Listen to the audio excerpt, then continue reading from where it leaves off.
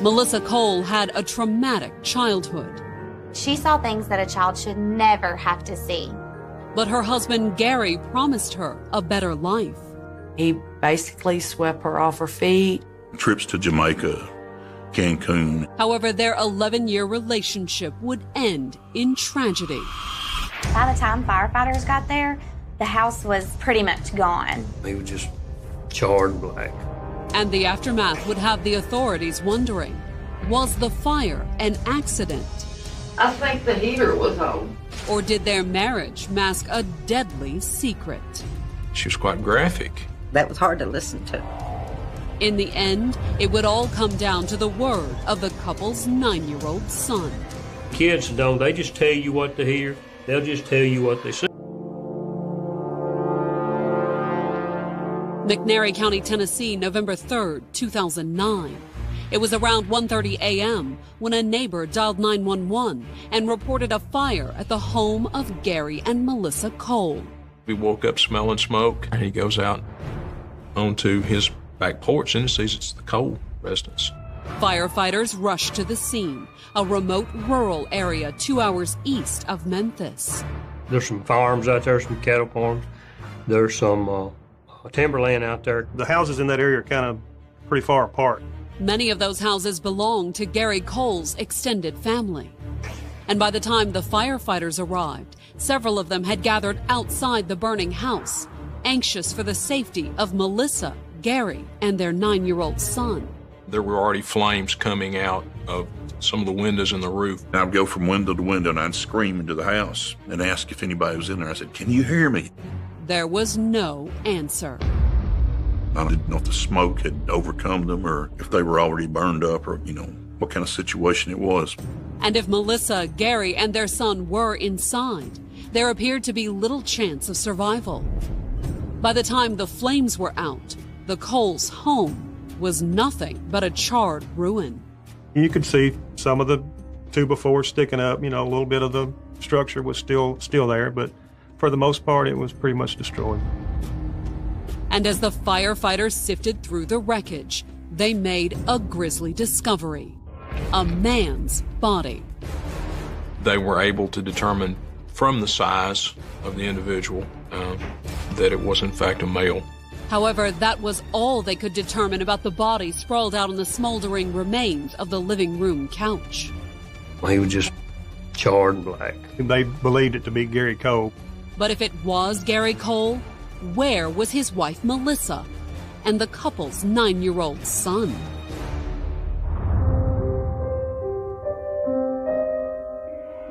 Growing up in Knoxville, Tennessee, Melissa Broadwater, known as Missy to her family, had a tough childhood. She saw things that a child should never have to see.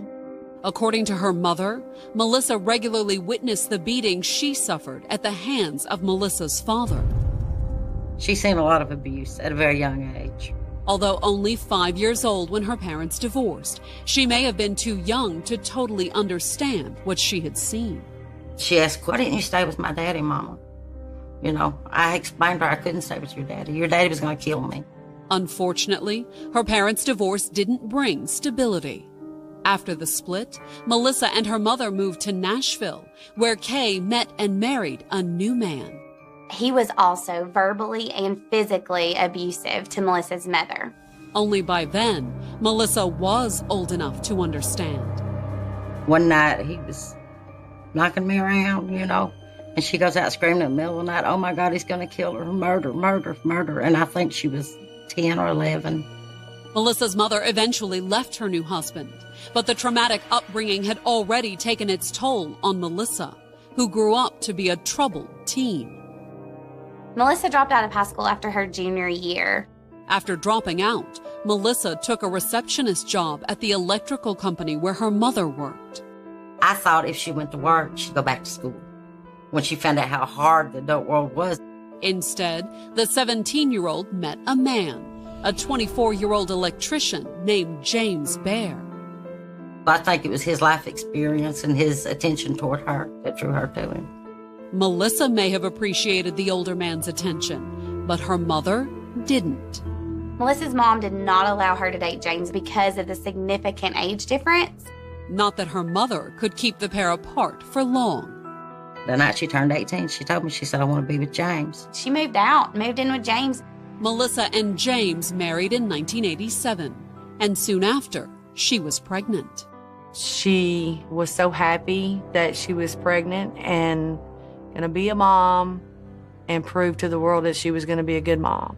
And when her daughter was born in 1988, Melissa quit her job to stay home with the little girl.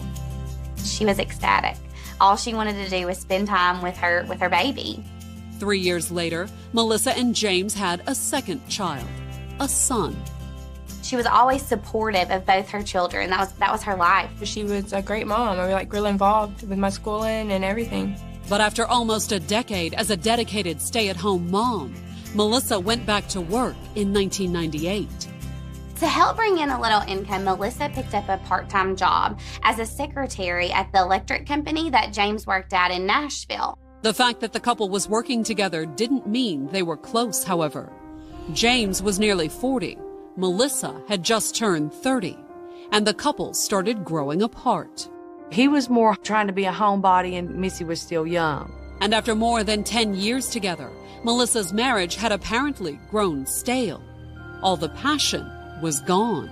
It was just like she was just there for him, just to clean the house or make supper. And, you could see the hurt in her.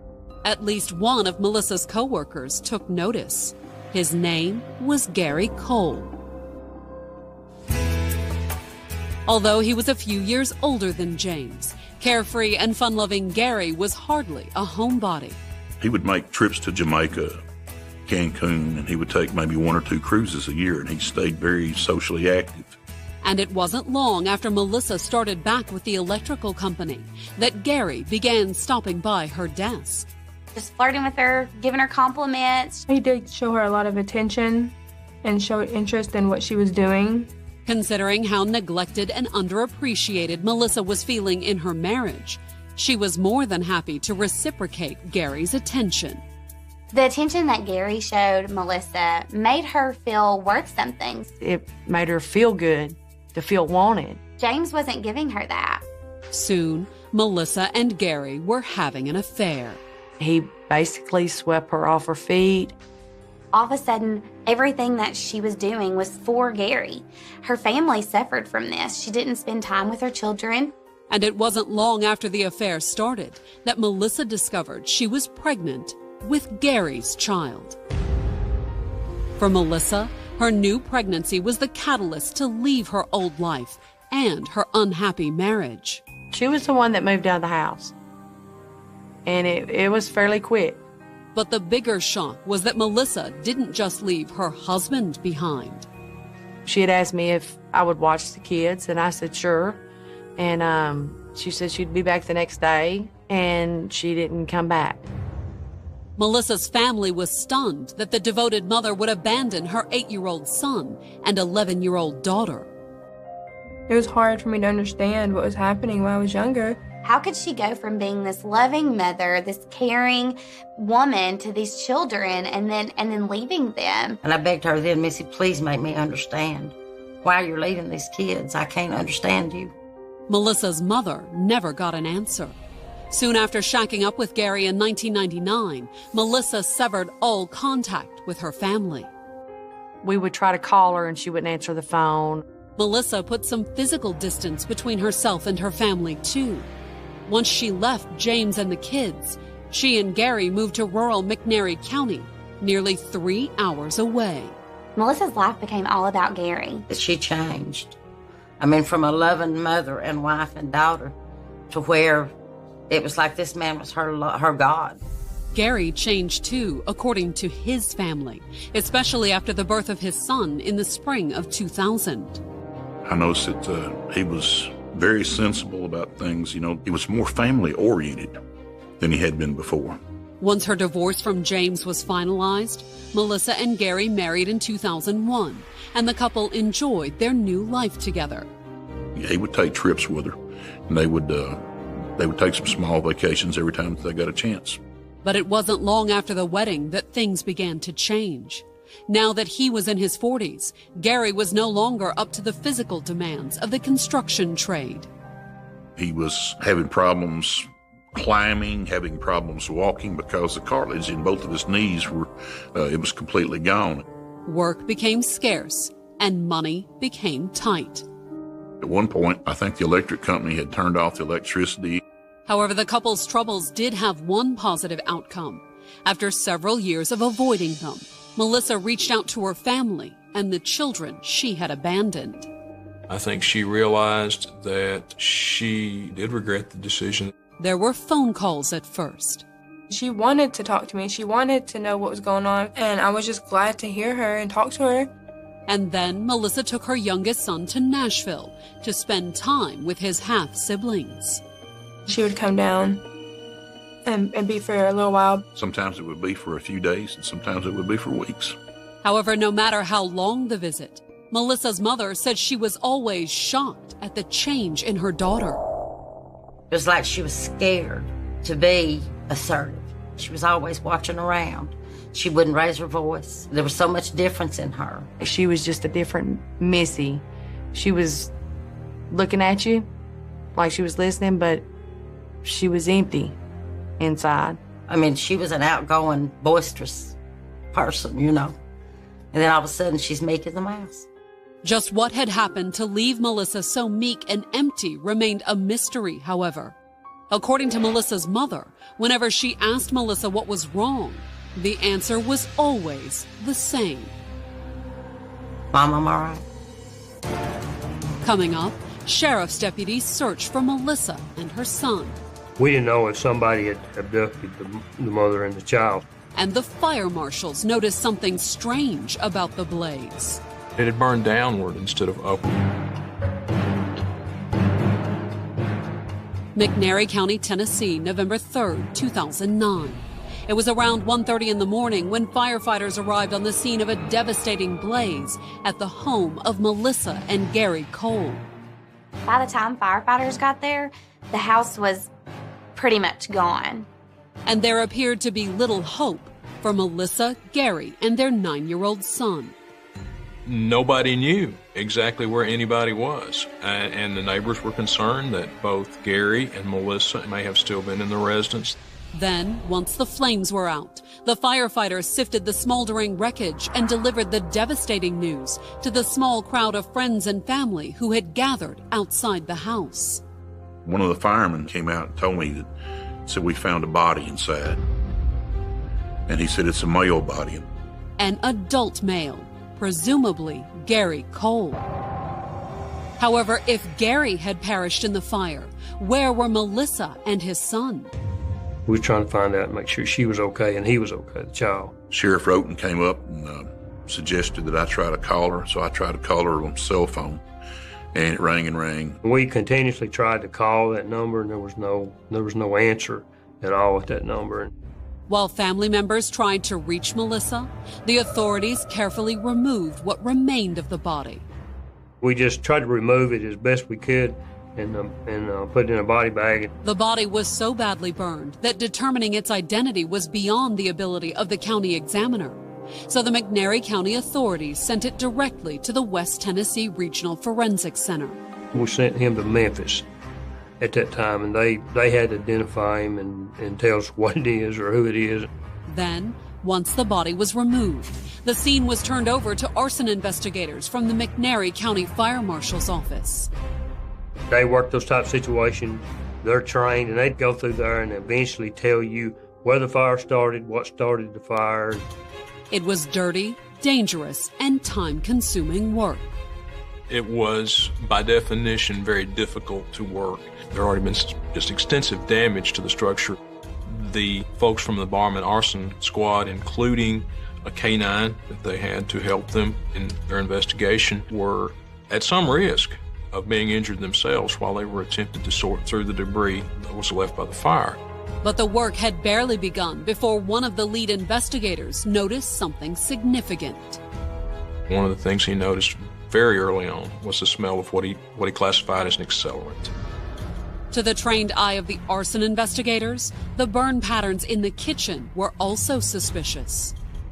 It had burned downward instead of upward, indicating that something had been poured out on the floor and set on fire. Obviously, I don't think he could say whether it was kerosene or gasoline or camp fuel or anything particular, but he did notice that smell early on. Taken together, that could mean only one thing: arson. They knew it had been started in the general area of the kitchen, dining room area, and everyone who started the fire went out the kitchen door, which had been on the end of the house, away from the road. But who had set the fire? And where were Melissa and her little boy?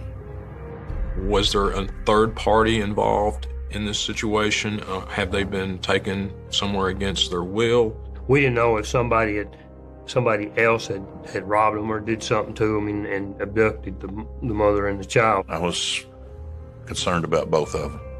For the entire morning, while the medical examiner's staff and arson squad had been at work, the family had continued to try and contact Melissa. They were calling Melissa's phone nonstop with no answer, no response. I couldn't tell you how many times that number was called. I would leave messages and she wouldn't return my call.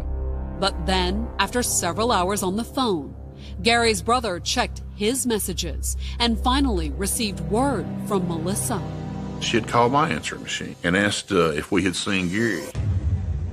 Judging by her message, Melissa had no idea that there had been a fire and no idea that her husband was dead. She said, well, I've been looking for him everywhere. I said, if y'all see him, tell him I'm looking for him. Gary's brother called Melissa back, and this time she answered. She said, have you seen Gary? And I said, haven't you heard? She said, heard what? Gary's brother told Melissa that her husband was dead. She got quiet. She said, well, what happened? I said, he burned in a fire. Then, Gary's brother told Melissa that she should contact the county sheriff, that he wanted to talk to her. So that afternoon, Melissa met with investigators at the McNairy County Sheriff's Department. It wasn't a interrogation or anything like that. We just sat down and asked her, said, what's going on? So that's pretty much the way it went. And we didn't have to read her rights or anything because she wasn't charged with anything. Just hours after being told that her husband had died in a devastating fire, Melissa still appeared to be in shock. I don't remember her being just absolutely tore up. You know what I'm saying? Like, her husband died. I don't remember her just being crazy upset. Instead, Melissa said she was confused. She told the investigators that Gary wasn't even supposed to be home the night before, that he was supposed to be in Memphis. She said he had left the area, going, I believe, to Shelby County for a job interview, that he would be gone for 1 or 2 or even 3 days. Gary was taking off for a few days and going to Memphis to try to find a job. Said he'd met some guy that he knew down there and he was going to go see about getting a job there.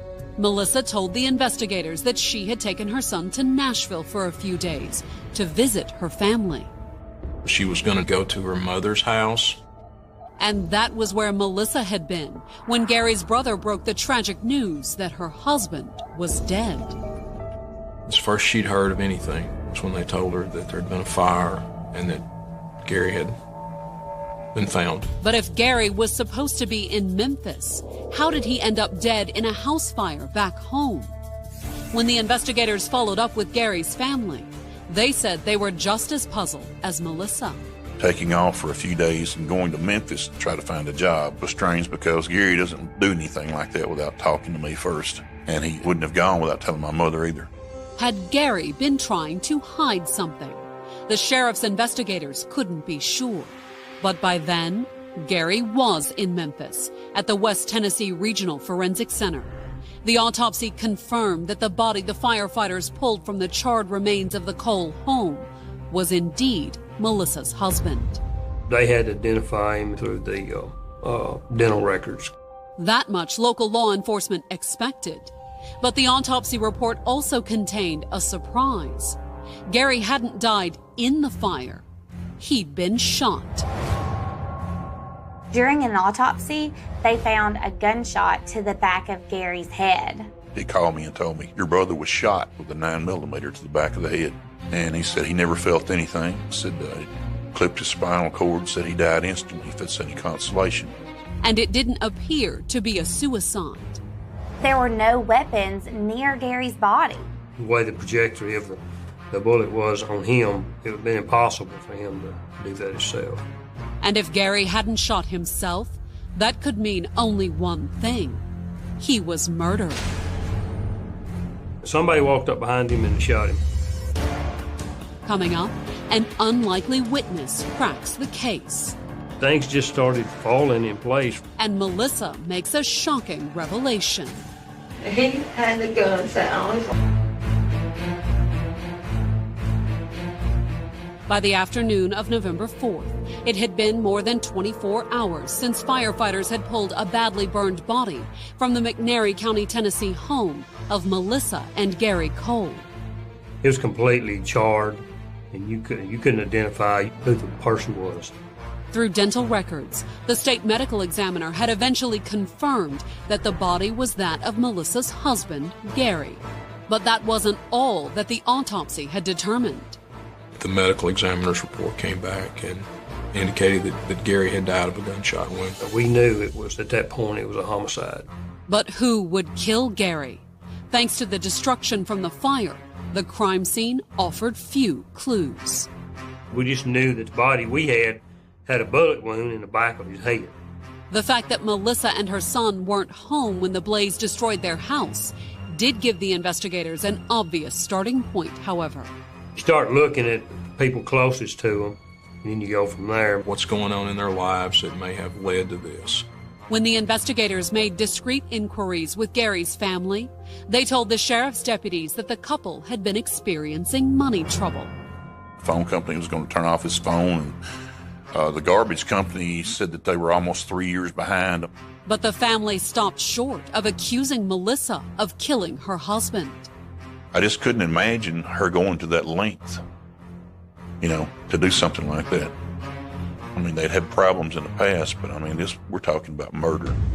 In fact, based on what the family told the investigators, if Melissa had wanted to get rid of Gary, all she had to do was wait. 3 months earlier, on August 10th, Gary had filed for divorce. It was an uncontested divorce. She had signed a marital dissolution agreement that provided for the division of their property and for the custody and care of their son. And just like her split from her first husband, Melissa had been more than willing to walk away from the child she had with Gary. She was to relinquish any kind of custody. Gary was going to have custody of her. In fact, the split appeared to be so amicable that Melissa stayed in the house, sleeping in a back bedroom while the divorce was finalized. I felt like that she needed to be out. And he said, the way it is right now, said she's going to stay away from us. She's going to stay in the back, and I want to stay in my room. But had Melissa eventually come to regret her decision to relinquish custody? The McNairy County authorities started to wonder, considering the timeline of the pending divorce. In a matter of a few days, I think about 8 days, it was going to be final. At that point, Melissa became suspect number one. On Thursday, November 5th, the McNairy County Sheriff's deputies asked Melissa to come in for more questioning. And this time, they asked her to bring the couple's 9-year-old son with her. Usually kids they just tell you what to hear. They'll just tell you what they see.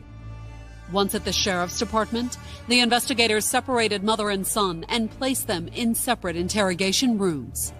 Then, while letting Melissa stew, they focused their efforts on her son. We got the proper juvenile authorities in there, and they started talking to the boy. Right away, his story began to differ from his mother's, starting with the fact that his father had been home all weekend. She said he was supposed to be in Memphis looking for a job. Contradicting his mother's story was only the first of many revelations, however. He also told the investigators that he had been in bed on Sunday night, roughly 24 hours before the fire, when he woke to a loud bang.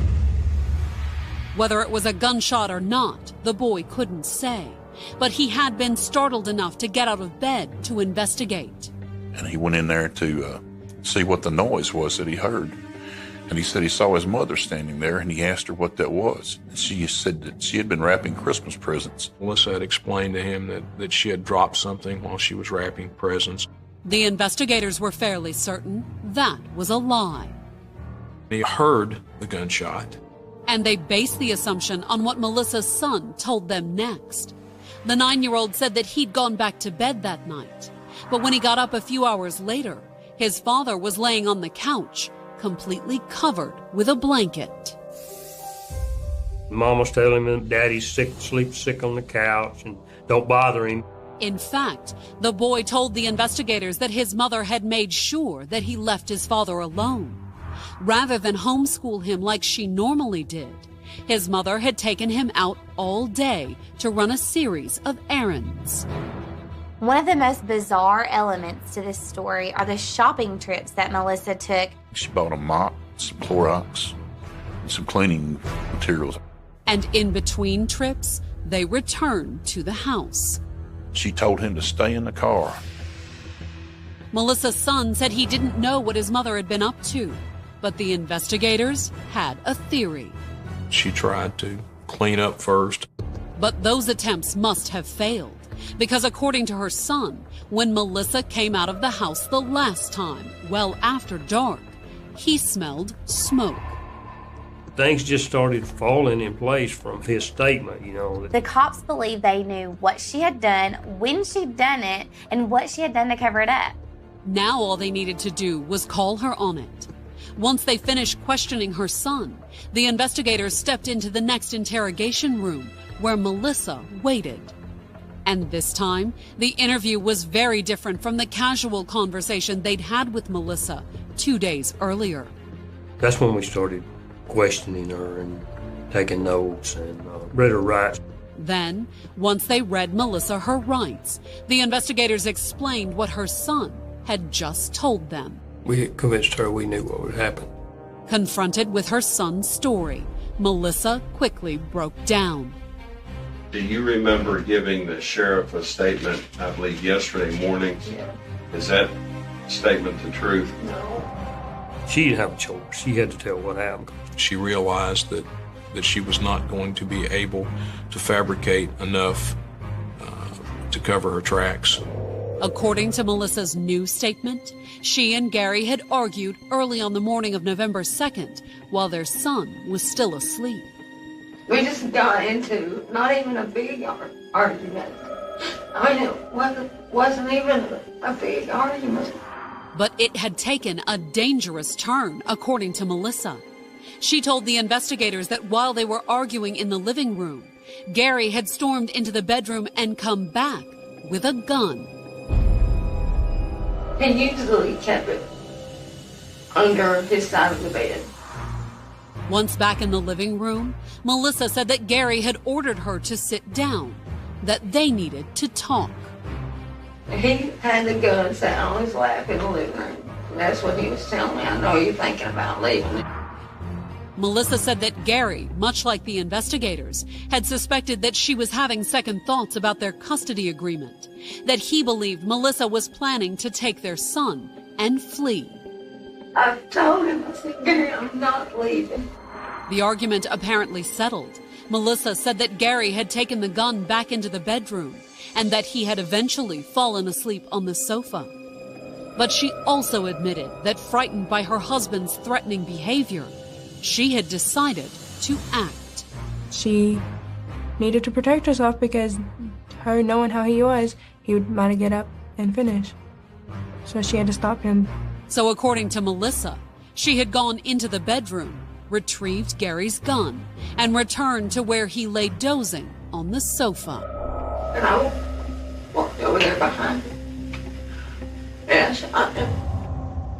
She admitted she had shot and killed Gary Cole in her home as he lay on the sofa. We had quite a bit of evidence, you know, of what happened, and we just wanted her to tell us. You always want somebody to say, yeah, I did it. However, there was still one thing to admit to: the fire. I didn't burn the house, I don't think. I think the heater was on, but I don't think I burnt the house. It's a bit curious that she would not go ahead and admit that she did that as well. You've got your husband that's been shot there in the living room. How did you think his body was going to disappear? You know, this is not right, but I didn't even think about it disappearing. She told us after she shot him, killed him, everything was just in a blur. It was kind of like everything was moving in slow motion. Not that it mattered much whether Melissa admitted to lighting the fire or not.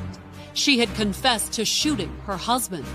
And once the interview was over, the sheriff's deputies placed Melissa under arrest for murder. I was totally surprised that it was a murder charge because it should be self-defense. She was just trying to protect herself. Coming up, Melissa's son testifies against his mother. He was dumbfounded by what had happened. It had really torn him apart. And Melissa makes a series of disturbing allegations about her dead husband. She was quite graphic.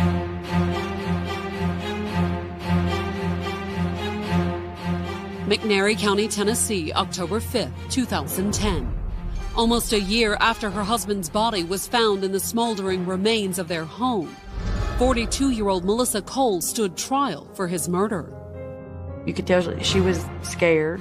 I don't think she had ever even had a speeding ticket that I knew of. Now she's up for murder. According to the prosecution's opening statement, Melissa had murdered Gary Cole to gain custody of their son. When he filed for divorce, she agreed to let him have her son. Their divorce was set to be final in less than a week.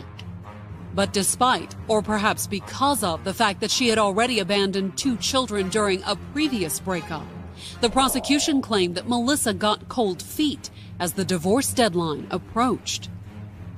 She didn't want to walk away from that son because she had already, had 2 children left behind. And I feel that she didn't want to leave him. So according to the prosecution's theory, Melissa decided to settle the custody issue once and for all on the morning of November 2nd, 2009. She chose to take a gun and point it at the back of his head and end his life. And that, the prosecutors claimed, made Melissa guilty of first-degree murder. There had to be some deliberation to go and take those actions with your child in the next room. The prosecution also argued that Melissa's actions after the shooting showed even more deliberation. The fact that she tried to clean up first and then burn the house down. Once again, these are not things that you do when you react in the heat of passion. These are calculated actions. She probably thought, I'll burn the house and he'll go away. But she was wrong, according to the prosecutors. They opened their case by calling fire investigators to the stand to testify about the telltale signs of arson.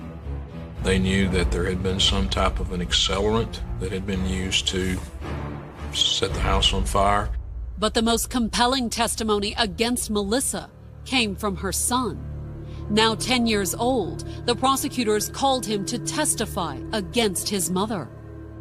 The son really was the most important witness the state had. He was key, and my heart goes out to him. He is certainly the remaining victim. On the stand, it was clear that the boy was still struggling with the effects of what he had witnessed.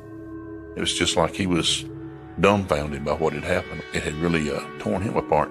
In his testimony, her son laid out everything he had previously told the investigators. The loud bang, his father covered up by the blanket, and his mother's strange behavior over the next 24 hours. He was able to say the time of death, where they went shopping, what they bought, everything they did the entire day, up until he smelled smoke that night.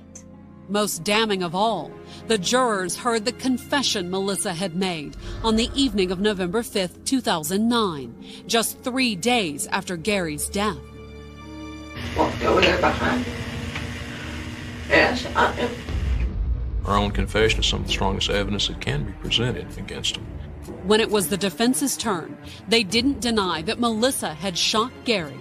Instead, their open focused on another part of Melissa's statement, her claim that Gary had supposedly threatened her with a gun before the shooting.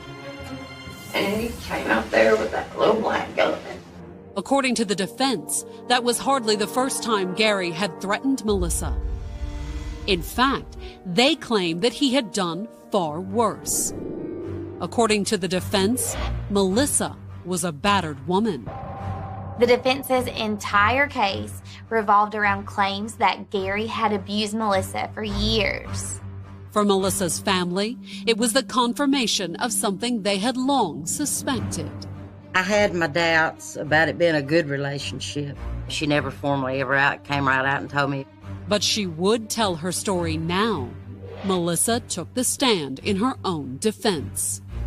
She felt like once they realized what the truth was, how she was being abused, the law would back her up.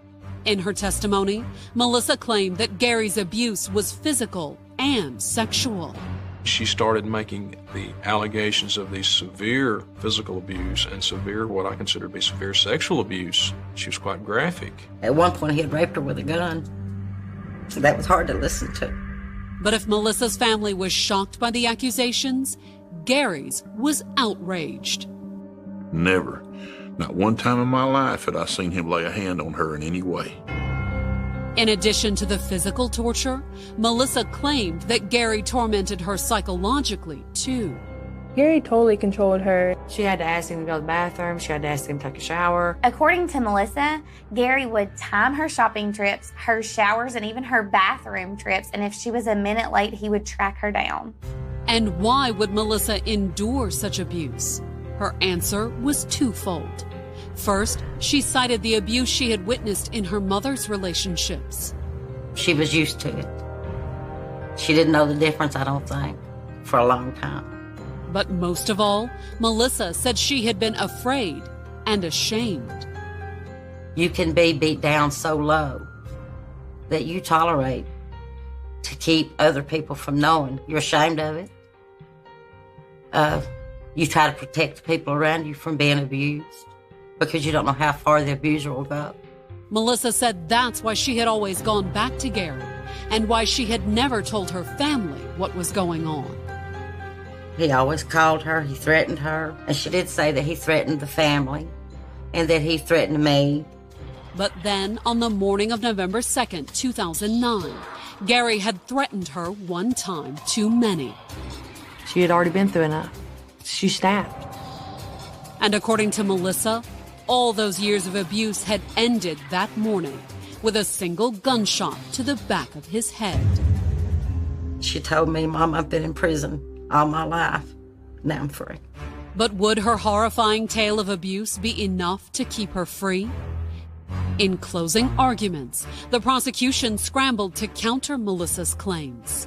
Prior instances of abuse were not reported to law enforcement. She did not seek medical treatment for them. And essentially, they were solely coming from her. Her son certainly hadn't mentioned witnessing any abuse in his testimony. He's a smart kid. And if anything had been going on, I'm sure he would have heard it. You got bruises, you got cuts, you got injuries. Kids are going to see. And if Gary had been abusing her for all those years, wouldn't that give her grounds to gain custody of their child? Why wait to mention it until she was on trial for murder? The typical citizen would pick up the phone and call, I've just shot my husband. He's been abusing me for 2, 4, 5, 6 years. I couldn't take it anymore. Even more puzzling, according to the prosecutors, was the fact that Gary had filed for divorce. A divorce that was due to finalize in little more than a week. If Melissa was so desperate to escape her abusive husband, all she had to do was wait. It wasn't like she didn't have a way out. She had a way out coming up in 8 days. Coming up, Melissa faces the jury. Missy turned around and looked at me and winked. And Gary's family hopes for justice. He can't be replaced.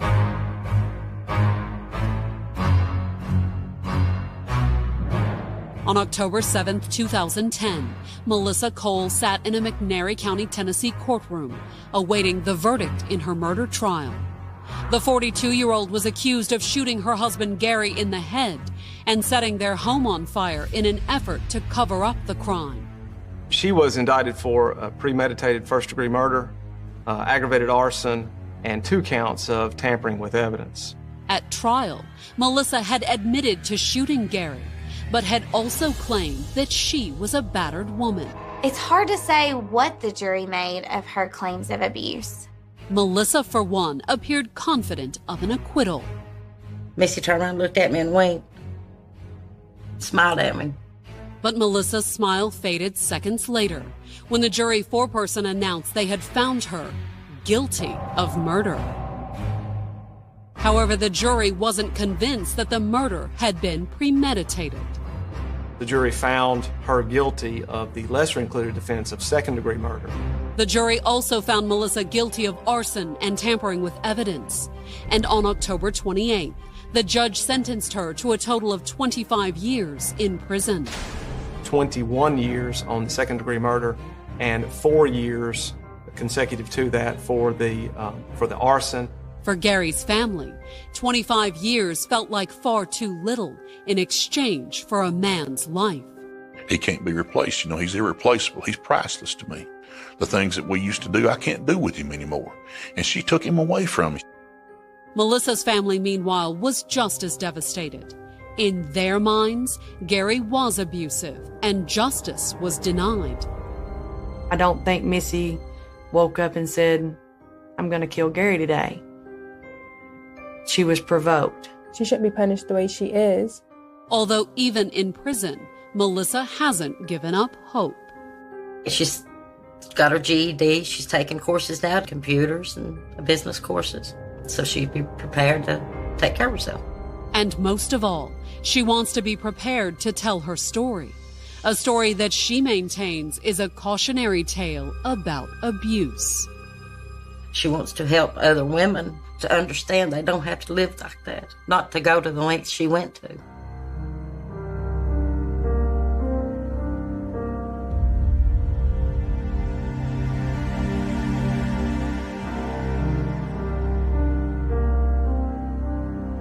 In the summer of 1934, Brighton was supposed to be a place people escaped to, a glittering seaside resort on the southern coast of England, filled with crowded beaches, dance halls glowing late into the evening, and cafes packed with tourists escaping the grime and anxiety of industrial cities.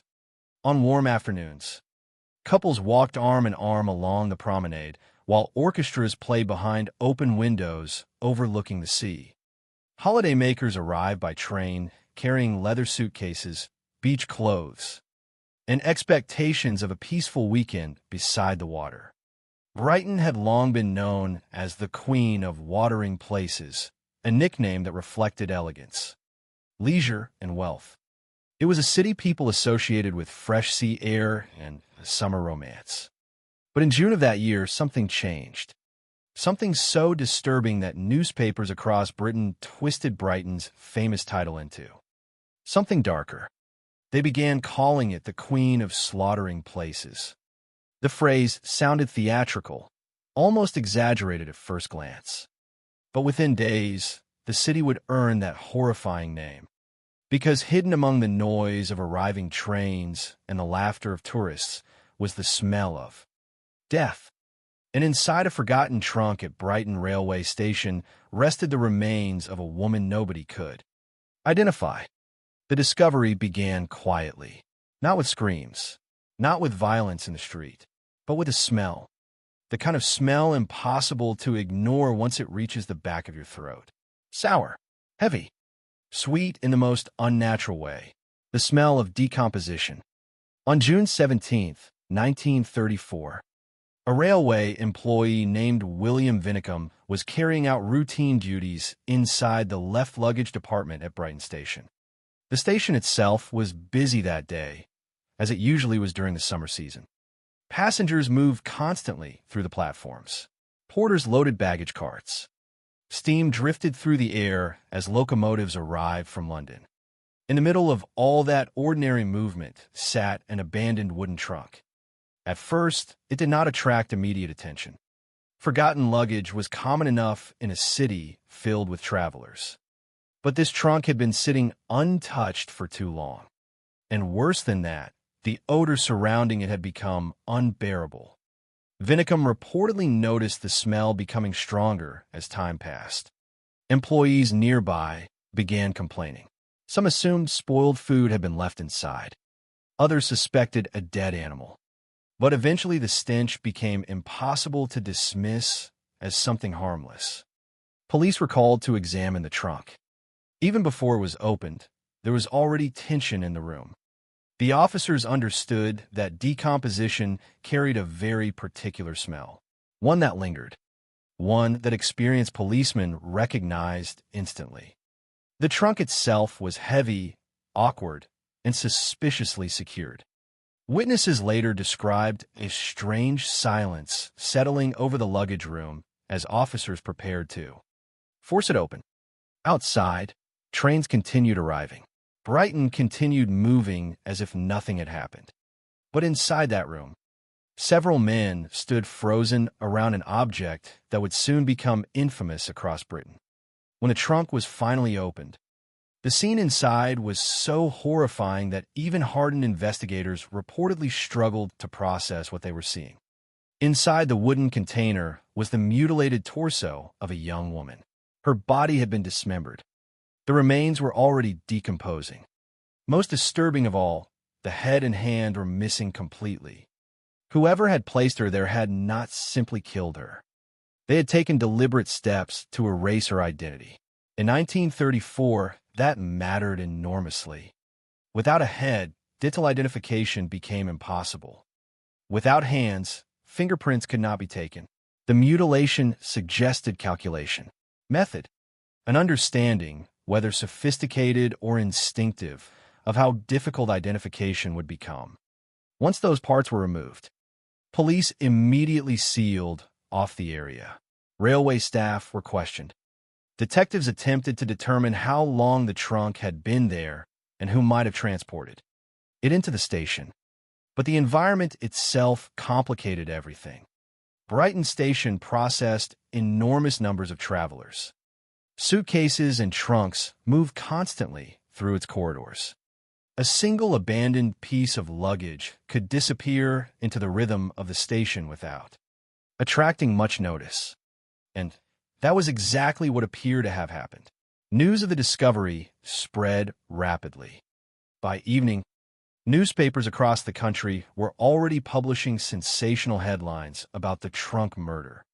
Journalists described Brighton as a city transformed overnight from fashionable resort town into a landscape of fear. The brutality of the crime shocked the public not only because of the mutilation itself, but because of where it occurred. Railway stations symbolized movement, connection, modernity. Thousands of ordinary people passed through them daily. The idea that a human body could be hidden in luggage and transported through England without detection terrified people. Suddenly, every unattended suitcase seemed suspicious. Every unfamiliar traveler became a possible threat. But the horror was only beginning. The following day, investigators received another shocking discovery. At King's Cross Station in London, railway workers found a suitcase containing 2 severed legs. Examination quickly confirmed that the remains belonged to the same victim discovered in Brighton. The realization deepened the mystery dramatically.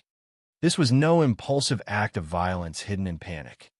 The body had been separated, transported, and distributed across railway routes between Brighton and London. The killer had moved through public transportation systems carrying human remains while surrounded by ordinary passengers, men reading newspapers, women traveling with children, tourists returning from a coast. The contrast between normal life and hidden horror disturbed investigators profoundly. Yet despite the additional discovery, the most important pieces remained missing. The victim's head was never found. Neither were her hands. And without them, police faced a devastating problem. They did not know who she was. Detectives worked urgently to reconstruct some understanding of the victim from the remains available. The woman appeared young. Her body suggested she had been reasonably well cared for physically. There were no obvious identifying marks available, no clothing that clearly established identity. No witnesses who recognized her description immediately. As details leaked to the press, public fascination intensified. Crowds gathered outside newspaper offices waiting for updates. Rumors spread through Brighton cafes and London pubs. Some believed the killer must be a butcher or doctor because of the dismemberment. Others whispered about organized criminal networks. There were even fears that a serial killer might be operating between London and the southern coast. But underneath the sensationalism was something more unsettling: complete uncertainty. Police had no clear suspect, no confirmed timeline, no reliable understanding of where the victim had died, and no name. The lack of identity transformed the victim into something hauntingly symbolic. She became a ghost at the center of a national obsession. The newspapers eventually gave her a nickname that would endure for decades: the girl with the pretty feet. The description came from observations about the victim's feet after the legs were discovered. Journalists described them as unusually elegant and delicate, almost like those of a dancer. In another era, perhaps such language would have sounded poetic. But within the context of the case, it carried a tragic cruelty. A young woman had been reduced to fragments, and the public knew her only through one isolated physical characteristic. Her face was gone, her voice gone, her name erased. She existed in the newspapers as an anonymous body reconstructed through partial remains. Yet strangely, that nickname made the mystery even more powerful in the public imagination. People wanted to know who she had been. They searched missing person notices obsessively. Families across Britain feared the unidentified woman might be their daughter, sister, or friend. Detectives faced overwhelming pressure. Every day that passed without identification increased public panic and embarrassment for the police. Investigators began tracing railway routes, attempting to determine where the trunk may have originated. But rail systems in the 1930s created enormous challenges. Luggage moved through multiple stations with limited oversight. Travelers frequently used aliases. Surveillance technology did not exist. A killer with patience and composure could disappear into the flow of passengers almost effortlessly. And so detectives found themselves confronting a terrifying possibility. The murderer may have planned every aspect of the concealment specifically to exploit those weaknesses. The mutilation suggested deliberation. The use of railway luggage systems suggested confidence. Whoever committed the crime had either remained remarkably calm after the killing or possessed enough experience to avoid panic altogether. Meanwhile, Brighton itself began changing under the weight of fear and media attention. Tourists continued arriving, but conversations had shifted. In restaurants and hotels, people discussed the trunk murder constantly. Some residents avoided the railway station entirely. Others became fascinated by the investigation, following every rumor printed in newspapers. Reporters flooded the city, searching for witnesses and scandal. Brighton's glamorous image began collapsing beneath the shadow of the case. And then came an even more disturbing realization. Detectives investigating the unidentified woman would soon stumble into another trunk murder. Entirely. Another dead woman. Another concealed body. Another story of violence hidden behind the crowded facades of Brighton nightlife. But at this stage, nobody understood that yet. For the moment, all attention remained focused on the unknown young woman whose remains had traveled between stations in silence. The woman without a face, without hands, without a name. A victim whose final journey through England had unfolded inside ordinary luggage while the world around her carried on completely unaware. And as investigators searched desperately for answers, one terrifying possibility lingered in the minds of both police and public alike. If someone could commit a crime this brutal, this methodical, and disappear so completely afterward, then perhaps the killer was still walking freely through Brighton, unnoticed among the holiday crowds. The most unsettling murders are often the ones where the victims begin disappearing long before. Their deaths are discovered. Sometimes society loses sight of a person gradually, in pieces through poverty, isolation, dangerous relationships, or the quiet invisibility imposed on certain kinds of women. By the time investigators arrive, the victim has already been reduced by the world around them into rumor, stereotype, or silence. And in the Brighton trunk murders, that silence became one of the defining features of the entire case. Because before detectives could find a killer, they first had to answer a simpler and somehow more tragic question. Who were these women? The unidentified young woman found inside the trunk at Brighton Station became known to the public through fragments. A torso discovered in one city, legs discovered in another. No face, no fingerprints, no name. She entered British criminal history not as a complete person, but as a mystery assembled from scattered remains and newspaper speculation. Yet investigators still attempted to reconstruct her life from the limited evidence available. One of the central figures in that effort was the famous British pathologist Bernard Spilsbury. By 1934, Spilsbury was already one of the most recognizable forensic experts in Britain. His testimony had shaped some of the country's most notorious murder trials. Calm, methodical, and highly respected, he represented the emerging authority of modern forensic science during a period when criminal investigation was rapidly evolving but still deeply limited by the technology of the era. When Spilsbury examined the remains recovered from Brighton and King's Cross, he was able to establish several important details about the victim. She was believed to be between 21 and 28 years old, approximately 5 feet 2 inches tall. Her body suggested she had been reasonably well nourished and cared for physically. Perhaps most significant of all, she was around 5 months pregnant at the time of her death. That revelation altered the emotional gravity of the case immediately. The public was no longer confronting only the murder of an unidentified woman. There was also an unborn child. 2 lives extinguished together. In 1930s Britain, pregnancy outside marriage carried enormous social consequences. Women who became pregnant under difficult circumstances often faced shame, financial desperation, and isolation. Opportunities for support were limited, particularly for women living on the margins of society. Illegal abortions existed in dangerous underground networks because legal medical options were unavailable. Women sometimes disappeared quietly into boarding houses, temporary rooms, or back alley operations where secrecy mattered more than safety. Investigators understood all of this, and as details about the pregnancy emerged, detectives began considering whether the victim may have been connected to that hidden world. But even with Spilsbury's examination, the investigation remained crippled by the missing parts of the body. The absence of the head and hands was not simply gruesome. It was strategically devastating. In modern investigations, DNA databases, digital records, and advanced forensic systems can sometimes identify victims even from limited remains.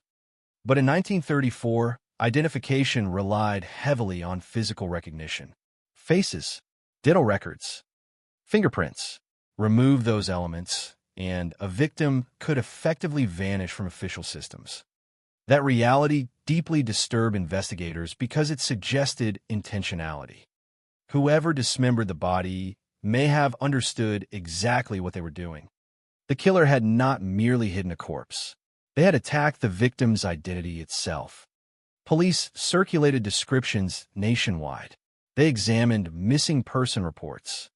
Families came forward fearing the unidentified woman could be someone they loved. But none of the cases matched conclusively. Some women resembled the estimated age range. Others matched height or physical build. But without definitive identification, every lead eventually collapsed into uncertainty. Meanwhile, newspapers transformed the victim into a public obsession.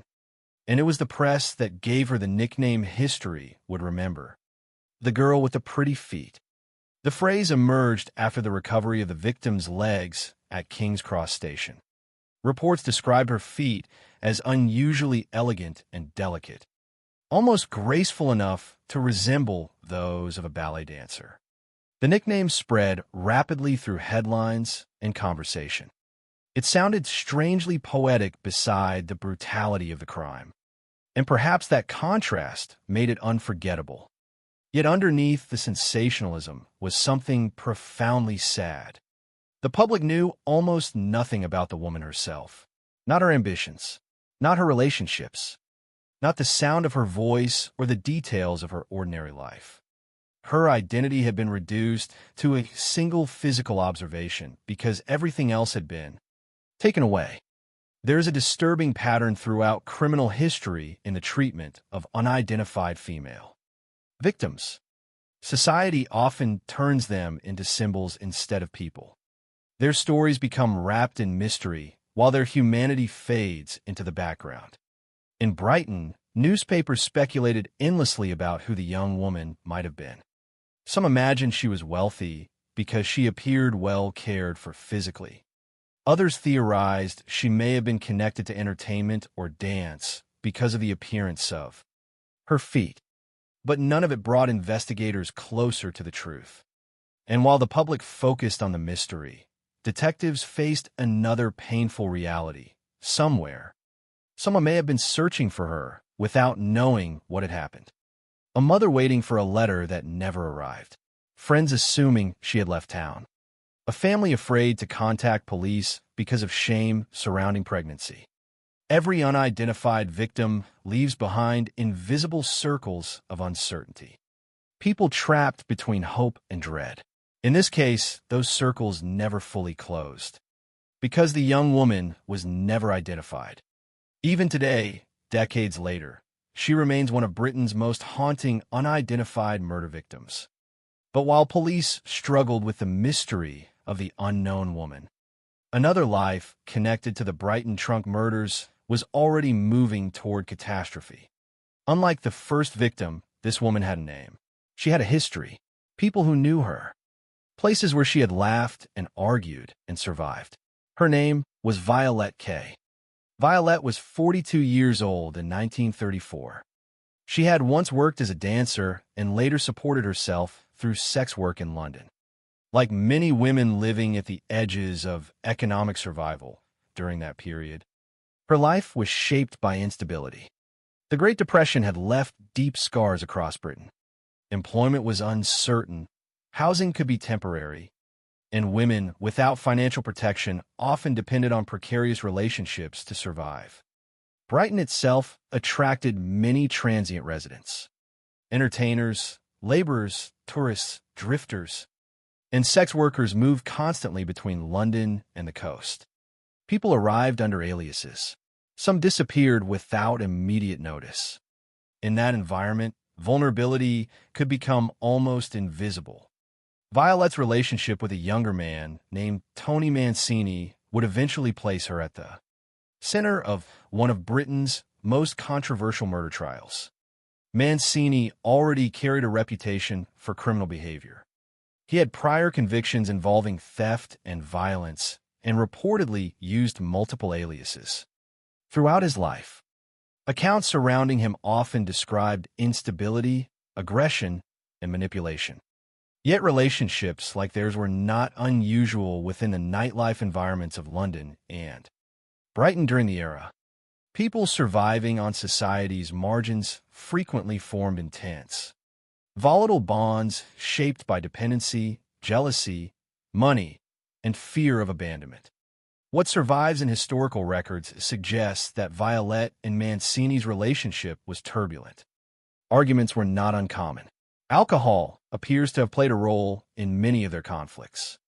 Witnesses later recalled tension between them, particularly involving accusations of infidelity. The emotional volatility surrounding the relationship would become critically important after Violette disappeared. To understand the atmosphere surrounding her final weeks, it helps to understand Brighton itself in the 1930s. The city existed in two forms simultaneously. By daylight, it presented elegance.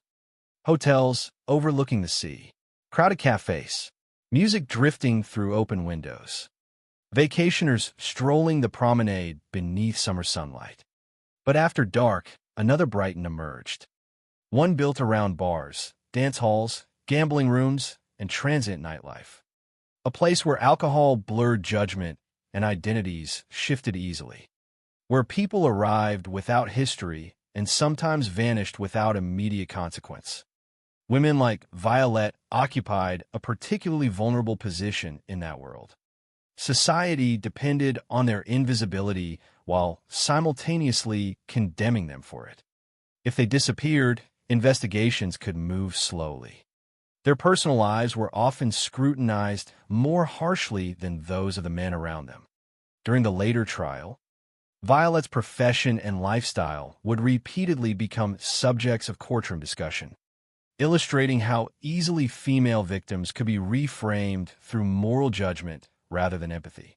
Yet behind those labels was still a human being, a woman who had grown older in a difficult profession, a woman trying to survive economically during unstable times, a woman whose final days would soon become intertwined with one of the most disturbing concealment cases in British criminal history. The last confirmed public sighting of Violette would occur during a violent argument at the Skylar Cafe in Brighton on May 10th, 1934. Witnesses described heavy drinking, jealousy, and accusations directed at Mancini involving another young waitress. The confrontation appeared emotionally charged and humiliating. But at the time, nobody witnessing the argument could have understood its significance. Couples fought publicly in cafes all the time, especially in nightlife districts shaped by alcohol and unstable relationships. What made this moment horrifying in retrospect was not simply the argument itself, but the silence that followed afterward. Because after that night, nobody would ever see Violette K alive again. And as investigators struggled to identify one dead woman without a name, another woman's disappearance was already slipping quietly beneath the surface of Brighton's crowded summer streets. One of the most difficult realities in historical true crime is accepting how much remains unknowable.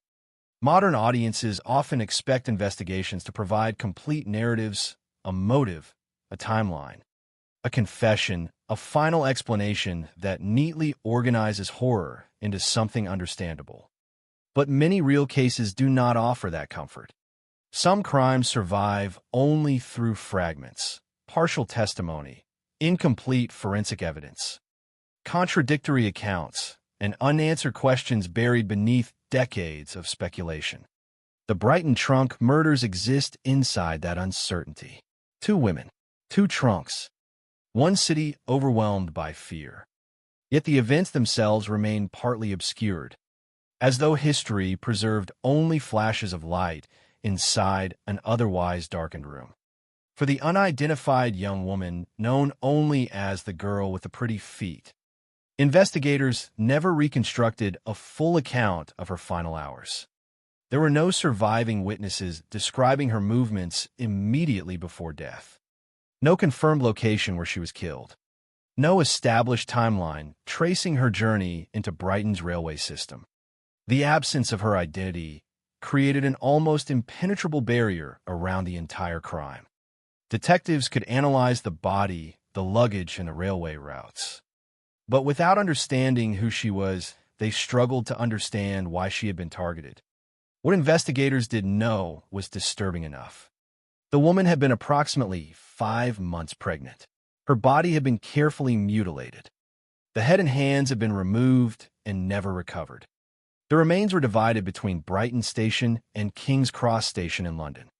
Each detail suggested deliberate concealment rather than chaotic violence. This was not a body abandoned impulsively in panic after an accidental death. Someone had transported human remains across public railway lines with enough control to avoid immediate detection. And as public pressure mounted, detectives began exploring one of the most controversial theories connected to the case: the possibility that the victim had died during or after an illegal abortion. To understand why investigators considered this theory seriously, it is necessary to understand the social climate of Britain in the 1930s. Abortion was illegal. Women facing unwanted pregnancies often had extremely limited options, particularly if they lacked financial support or feared public disgrace. Underground abortion networks existed across major cities, frequently operating in unsafe conditions with little medical oversight. Some women died during these procedures. Others disappeared quietly because families feared scandal or authorities feared public embarrassment. Detectives investigating the Brighton trunk case knew this hidden world existed, and several aspects of the victim's condition appeared, at least initially, to point toward it. She was pregnant. Her body had been dismembered. Her identity appeared intentionally erased. Investigators wondered whether someone involved in an illegal medical procedure might have attempted to conceal a death by disposing of the body in pieces. Suspicion eventually focused on a man named Dr. Messiah, who reportedly had prior associations with allegations involving women dying after illegal abortions. In the atmosphere of fear and sensational reporting surrounding the case, public imagination seized upon the theory quickly. Newspapers speculated about secret clinics, desperate women, and criminal cover-ups hidden behind respectable doors. The image was terrifying because it reflected genuine social anxieties of the era. Many women lived dangerously close to systems willing to exploit their vulnerability in silence. But despite the growing speculation, investigators could never establish a definitive connection between Messiah and the unidentified victim. Bernard Spilsbury's forensic examination reportedly found no evidence proving a failed abortion had caused her death. No witness placed her with Messiah. No physical evidence connected him directly to the remains. Gradually, the theory weakened under scrutiny. Detectives found themselves trapped again in the same suffocating uncertainty. A dead woman without a name, transported in luggage across railway stations, with no clear explanation for how or why she had died. The investigation stalled. Leads collapsed one after another. And while police remained consumed by the unidentified victim, another tragedy was unfolding much closer to them than they realized. Unlike the first victim, the final days of Violette K. can be reconstructed more clearly because witnesses remembered seeing her alive shortly before she vanished. Her relationship with Tony Mancini had already become volatile by the spring of 1934. Witness accounts described frequent arguments fueled by jealousy, alcohol, and suspicion. Brighton's nightlife environment intensified those tensions. Cafes and bars remained crowded late into the evening, and emotional confrontations often played out publicly in front of strangers who quickly forgot what they had seen. But one particular argument would later become central to the investigation. On May 10, 1934, Violette and Mancini were seen together at the Skylark Cafe near Brighton seafront. Reports described Violette as heavily intoxicated. Witnesses later recalled a loud and emotionally charged confrontation between the couple. According to accounts presented later, Violette accused Mancini of being involved with a teenage waitress. The argument reportedly escalated into shouting and humiliation in front of others inside the cafe. To outsiders, it may have appeared like another drunken relationship dispute among many common in nightlife districts. But retrospect changes ordinary moments into warning signs. Knowing what followed afterward transforms the scene completely. This would become the last confirmed occasion on which Violette K. was seen alive. After the argument, she disappeared. At first, the disappearance did not immediately trigger alarm. That detail reflects another painful truth about vulnerable women during that era. Women involved in transient lifestyles or sex work could vanish temporarily without provoking urgent investigations. Friends assumed travel. Employers assumed personal problems. Acquaintances drifted in and out of cities constantly. This appearance did not always appear unusual right away. Mancini exploited that uncertainty skillfully. According to later investigation records, he began constructing explanations for Violette's absence almost immediately. He claimed she had gone to Paris. He reportedly distributed some of her clothing to others, reinforcing the impression that she had left voluntarily. Most disturbingly, he even sent telegrams forged in her name to mislead family members and acquaintances. The deception was not sophisticated in a modern forensic sense, but it was psychologically effective. It created confusion rather than certainty. People hesitated. Some doubted their suspicions. Others wanted to believe the simplest explanation, that Violette had simply chosen to leave. Meanwhile, according to investigators, her body remained horrifyingly close. What happened next became one of the most disturbing concealment episodes in British criminal history. After Violette's death, Mancini reportedly transported her body inside a trunk to lodgings on Kemp Street in Brighton. Witnesses later described him moving a large trunk through the area using a handcart. At the time, nothing about the site necessarily appeared suspicious. Brighton was filled with luggage, boxes, and travelers moving possessions between boarding houses. That normality is part of what makes the story so disturbing. Hidden inside an ordinary trunk moving through public streets was a dead woman. Once inside the Kemp Street room, investigators later concluded that Mancini kept the trunk containing Violette's body beneath the bed. Some accounts described him placing a cloth over it and effectively using it as a table while visitors entered the room unaware of what sat only feet away from them. The image became infamous because it reflected something psychologically difficult to comprehend: the ability to continue ordinary life beside concealed death. Witnesses later described an unbearable smell inside the room. Some reportedly noticed fluid leaking from the trunk. Yet despite growing suspicion and obvious decomposition, Mancini continued living in the space with the body present.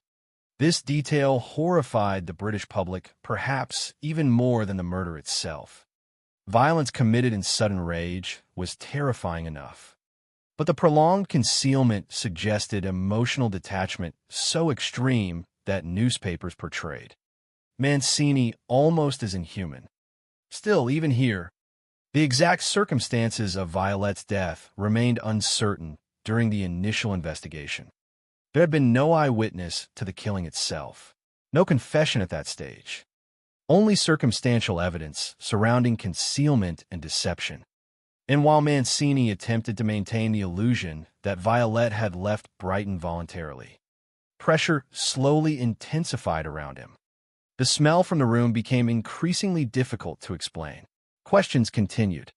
Police attention toward trunk-related crimes in Brighton had become unusually heightened because of the unidentified woman discovered at the railway station. Ironically, investigators searching for answers in one trunk murder were moving steadily closer to another. Eventually, police discovered the trunk containing Violette's body during inquiries connected to the broader panic surrounding the Brighton trunk cases. The moment investigators realized they were confronting a second concealed corpse must have felt surreal.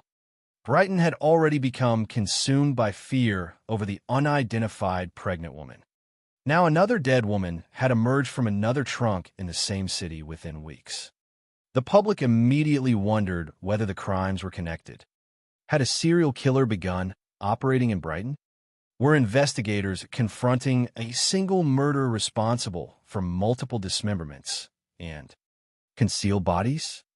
Even police were uncertain, but there were important differences between the cases. Violette's body had not been dismembered in the same manner. Her identity was known, and suspicion rapidly centered on one specific individual, Tony Mancini.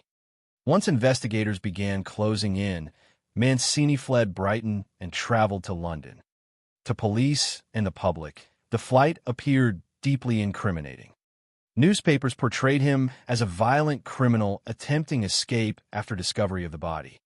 Yet, even then, significant legal questions remained unresolved.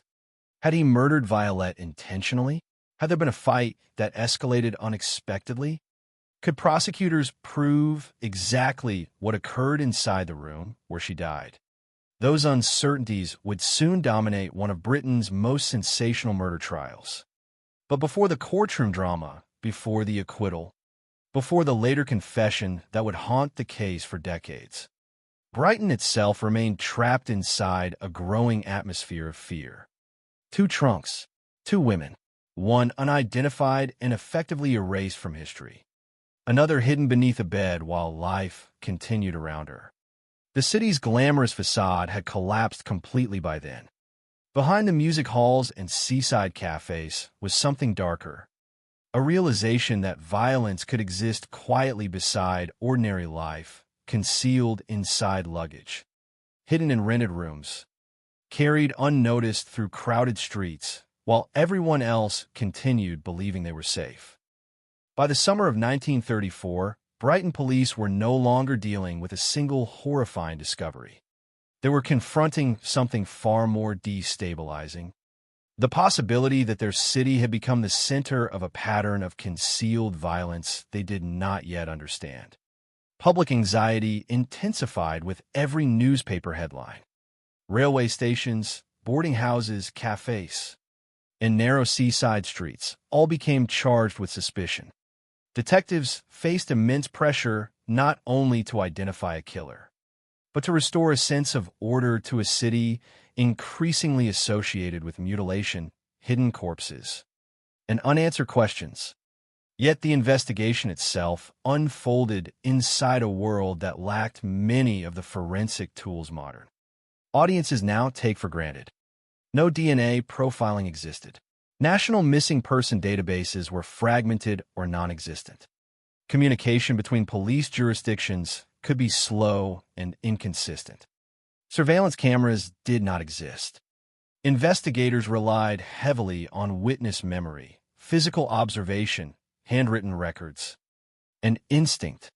And in the Brighton trunk murders, those limitations shaped every stage of the inquiry. The investigation into the unidentified young woman, the victim newspapers had named the girl with. The pretty feat began with the difficult task of tracing the trunk itself. Detectives examined railway systems carefully, attempting to determine where the luggage may have originated and how it moved between stations. But rail travel in 1930s Britain created enormous investigative complications. Trunks and suitcases passed through countless hands each day. Passengers traveled anonymously.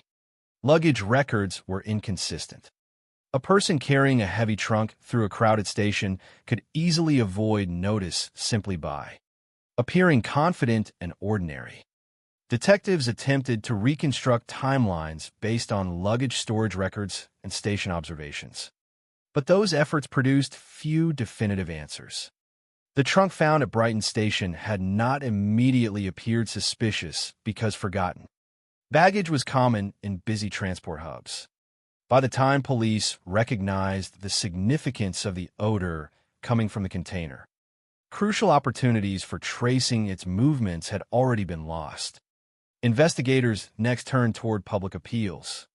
Newspapers across Britain published descriptions of the unidentified victim. Authorities focused especially on the fact that she had been pregnant. Detectives hoped relatives, employers, or acquaintances might recognize details matching a missing woman between the ages of 21 and 28. Reports described her approximate height, physical condition, and a now famous characterization of her feet. But the appeals generated confusion as much as clarity. Numerous families contacted police fearing the victim might be someone they knew. Women who had disappeared voluntarily were suddenly treated as possible murder victims. Some leads appeared promising briefly before collapsing under scrutiny. Others revealed painful social realities of the time: estranged families, hidden pregnancies, unstable housing situations, and women living lives partially disconnected from official systems. Detectives found themselves overwhelmed by uncertainty. The absence of the victim's head and hands remained the investigation's greatest obstacle. Bernard Spilsbury's forensic work could establish certain physical facts, but could not restore the identity deliberately stripped away from the body. Investigators increasingly suspected the mutilation had been designed specifically to frustrate police efforts. If true, that suggested the killer possessed either unusual composure or prior familiarity with investigative methods. The possibility deeply unsettled authorities. Newspapers amplified those fears relentlessly. Public fascination with the case became almost obsessive. The image of body parts transported between railway stations struck directly at British anxieties about modern urban life. Railways symbolized national connection and routine movement.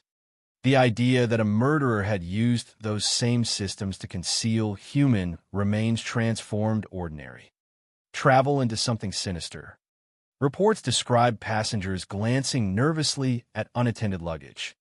Railway workers became more alert to suspicious baggage.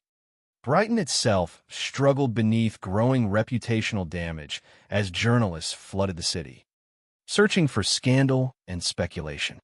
Meanwhile, investigators explored the theory involving illegal abortion networks and a man known as Dr. Messiah.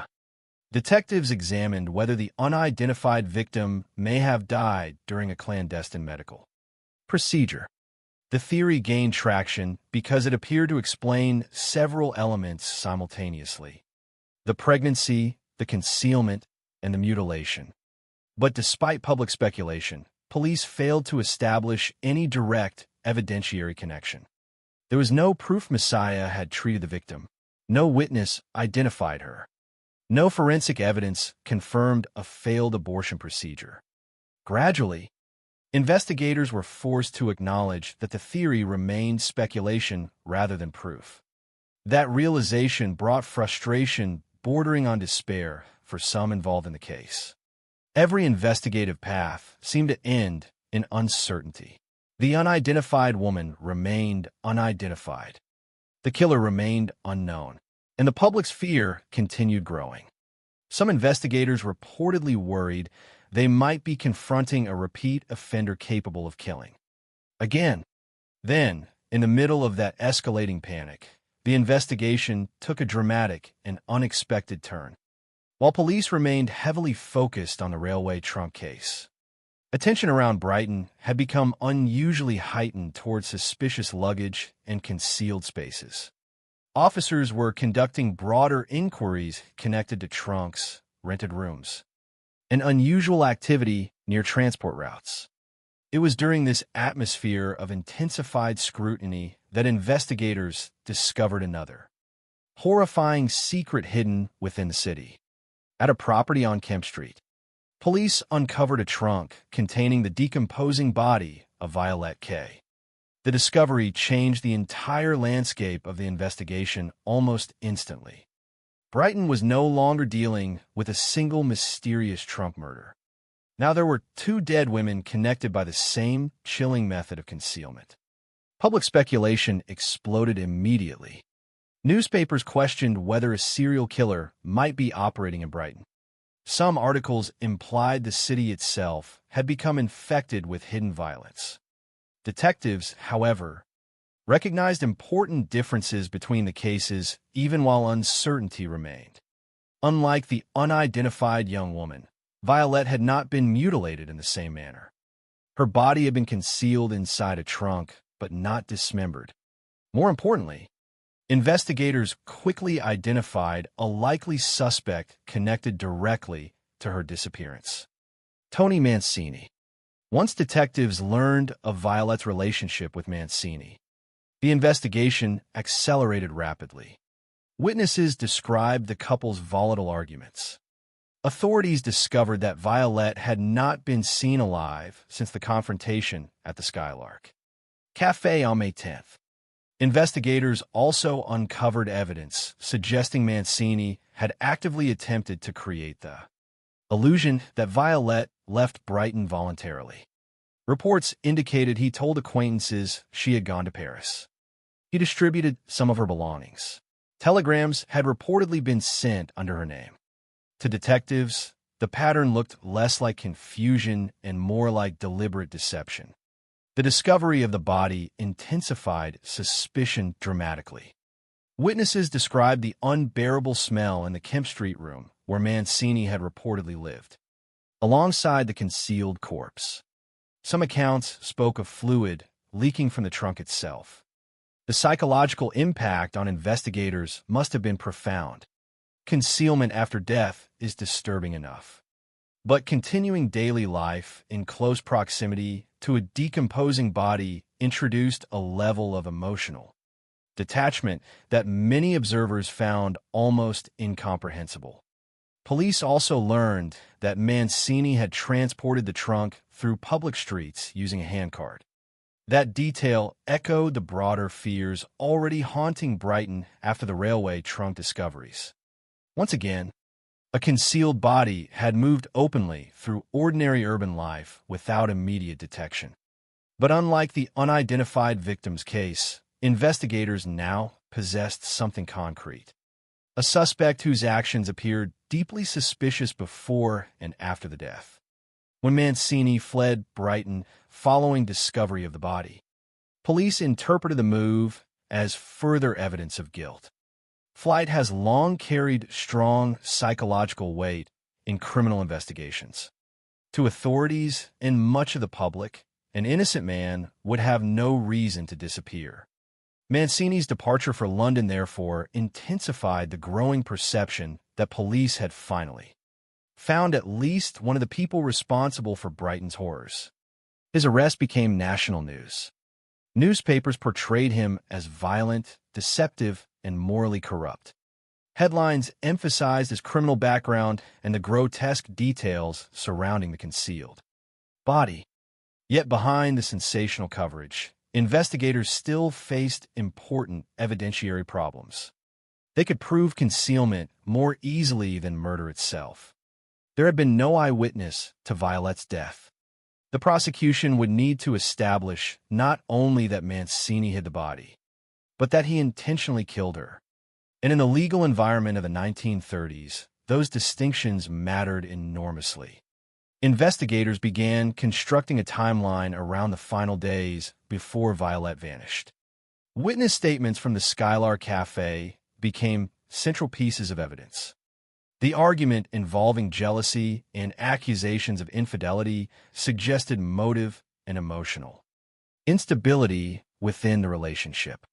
Police also focused heavily on Mancini's post-disappearance behavior, the false explanations, the telegrams, the flight from Brighton, and the concealment of the corpse beneath the bed. To detectives, the overall picture appeared compelling. But defense lawyers would later argue that suspicion and certainty were not the same thing. One of the greatest challenges investigators faced involved forensic limitations. Medical experts could analyze injuries and decomposition, but establishing exact timelines remained difficult. The prosecution theory depended heavily on interpretation rather than definitive scientific proof. This weakness would later become crucial in court. Meanwhile, the unresolved mystery of the unidentified pregnant woman continued casting a shadow over the entire investigation. Police could not conclusively determine whether the two trunk murders were connected. The similarities were undeniable: female victims, concealed remains, trunks used for transport or storage, Brighton as the central location. But the differences also mattered. One victim had been dismembered and never identified. The other remained intact and linked directly to a known associate. Investigators worried constantly about making incorrect assumptions. If the crimes were connected, then perhaps the true killer remained free. If they were unrelated, Brighton had somehow become the site of two horrifying trunk-related deaths within weeks of each other, entirely by coincidence. Neither explanation felt reassuring. The psychological toll on investigators likely grew heavier as the case expanded. Detectives working these murders were not confronting isolated violence hidden neatly behind closed doors.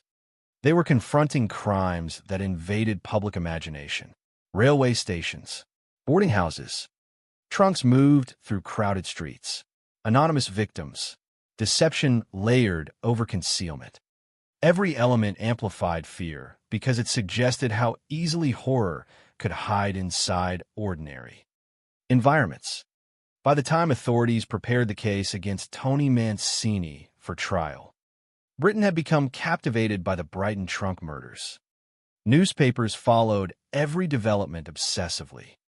Public opinion increasingly hardened against Mancini long before he entered the courtroom.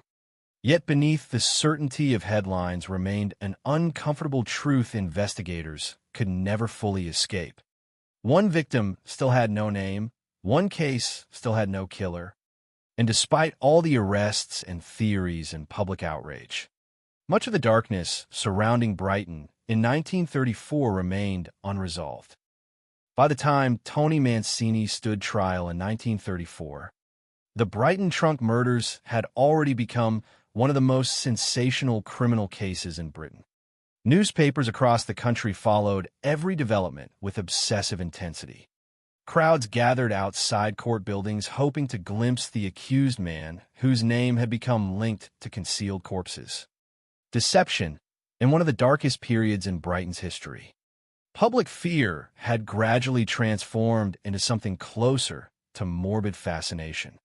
The case contained every element capable of dominating headlines. A glamorous seaside city corrupted by violence.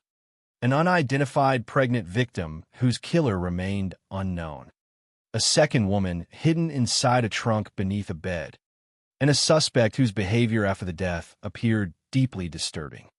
Yet despite the atmosphere of certainty developing in public opinion, the legal reality facing prosecutors was more complicated. Suspicion alone was not enough. Concealment of a body was horrifying, but the court still required proof of murder. And proving exactly what happened inside a private room weeks earlier would become far more difficult than many expected. The trial attracted extraordinary attention partly because it seemed to represent more than a single criminal proceeding. For many observers, the courtroom became a place where broader anxieties about morality, class, urban life, and violence converged. Brighton's reputation had collapsed beneath the weight of the trunk murders. Journalists described the city as a place where danger lurked beneath respectable appearances. Stories about railway luggage, boarding houses, and nightlife districts had already captured the national imagination. Now, the public wanted a conclusion, a clear villain, a definitive explanation capable of restoring order to an otherwise chaotic narrative. When Mancini entered court, many people already believed they knew exactly who he was. Newspapers emphasized his criminal history repeatedly. Reports described his previous involvement in theft and violence. His use of aliases reinforced the perception of dishonesty and instability. Most damaging of all was the horrifying image prosecutors intended to present. A man living in the same room as the decomposing body of his dead partner, concealed inside a trunk beneath the bed. Even before formal arguments began, that detail alone had shaped public perception almost irreversibly. But Mancini's defense would soon receive one of the most formidable advantages available in British legal circles. Representing him was Norman Burkett, one of the most respected defense barristers in the country. Burkett possessed a reputation for intelligence, composure, and persuasive courtroom strategy. He understood something crucial about high-profile murder trials. Public outrage often creates the illusion of certainty long before evidence actually supports it. His role would not be to make Mancini appear admirable. That would likely have been impossible given the surrounding facts. Instead, Burkett focused on a narrower and far more effective legal objective: creating reasonable doubt. The prosecution began by presenting a narrative of escalating domestic conflict leading to murder. Central to their case was the volatile relationship between Mancini and Violette K. Witness testimony regarding the argument at the Skylark Cafe became critical. Prosecutors emphasized reports of jealousy, alcohol, and accusations of infidelity. The confrontation painted a picture of emotional instability capable of erupting into violence. According to the prosecution theory, Violette disappeared after that argument because Mancini killed her shortly afterward. The concealment of the body then became part of a deliberate attempt to escape responsibility. Prosecutors highlighted the false claims that Violette had gone to Paris. They described the forged telegrams sent in her name. They pointed to the distribution of her clothing and Mancini's eventual flight to London after discovery of the body. Each detail, they argued, demonstrated consciousness of guilt. Innocent men do not hide corpses beneath beds. Innocent men do not invent stories about dead women traveling abroad. Innocent men do not flee when police begin asking questions. The prosecution's argument carried emotional force because many aspects of the case seemed intuitively incriminating. Jurors heard testimony about the unbearable smell inside the Kemp Street room. Witnesses described fluid leaking from the trunk. The concealment itself appeared grotesque beyond ordinary comprehension. Even people attempting objectivity likely struggled emotionally with the image of a decomposing body, hidden beneath furniture while daily life continued around it. But criminal trials do not operate solely on emotional reactions. And this was where Norman Burkett's defense strategy became extraordinarily important. Rather than attempting to deny the concealment, Burkett focused relentlessly on uncertainty surrounding the actual death itself. He attacked the prosecution's ability to prove murder beyond reasonable doubt. Yes, Mancini had hidden the body. Yes, he had lied afterward. But according to the defense, those facts alone did not conclusively establish intentional killing. Burkett reportedly challenged forensic interpretations aggressively. Medical science in 1934 lacked the precision modern juries often expect from homicide. Investigations. Establishing exact timelines remained difficult.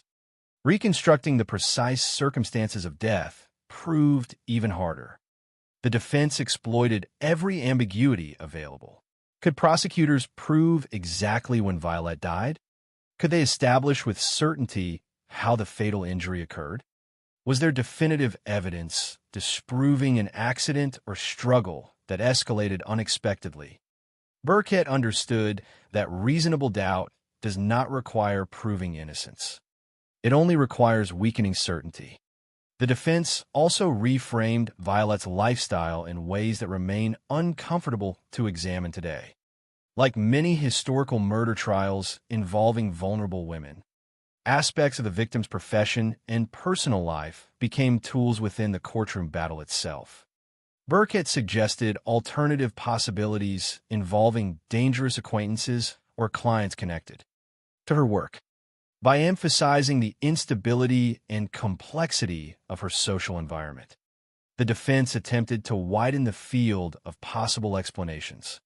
Modern audiences may recognize how such strategies often shifted scrutiny away from defendants and onto victims themselves.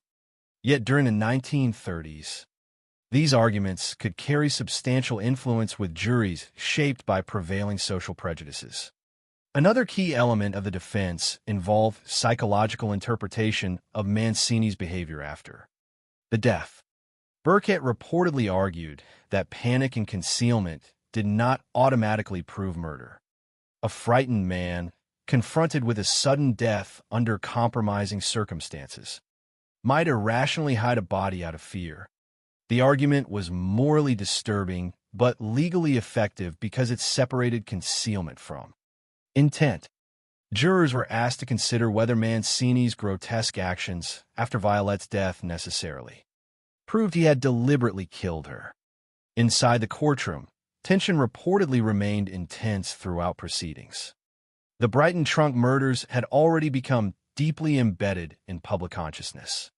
Every testimony carried symbolic weight beyond the individual case itself. Journalists filled newspapers with descriptions of courtroom reactions, witness statements, and legal arguments. Britain watched closely because the trial appeared to offer a chance for resolution after months of fear and uncertainty. Yet beneath the dramatic atmosphere, the prosecution continued struggling with one fundamental problem. There was no eyewitness to the killing. No confession existed at that stage. Much of the case depended on interpretation of circumstantial evidence. And while circumstantial cases can absolutely secure convictions, they become vulnerable when skilled defense attorneys successfully introduce alternative explanations.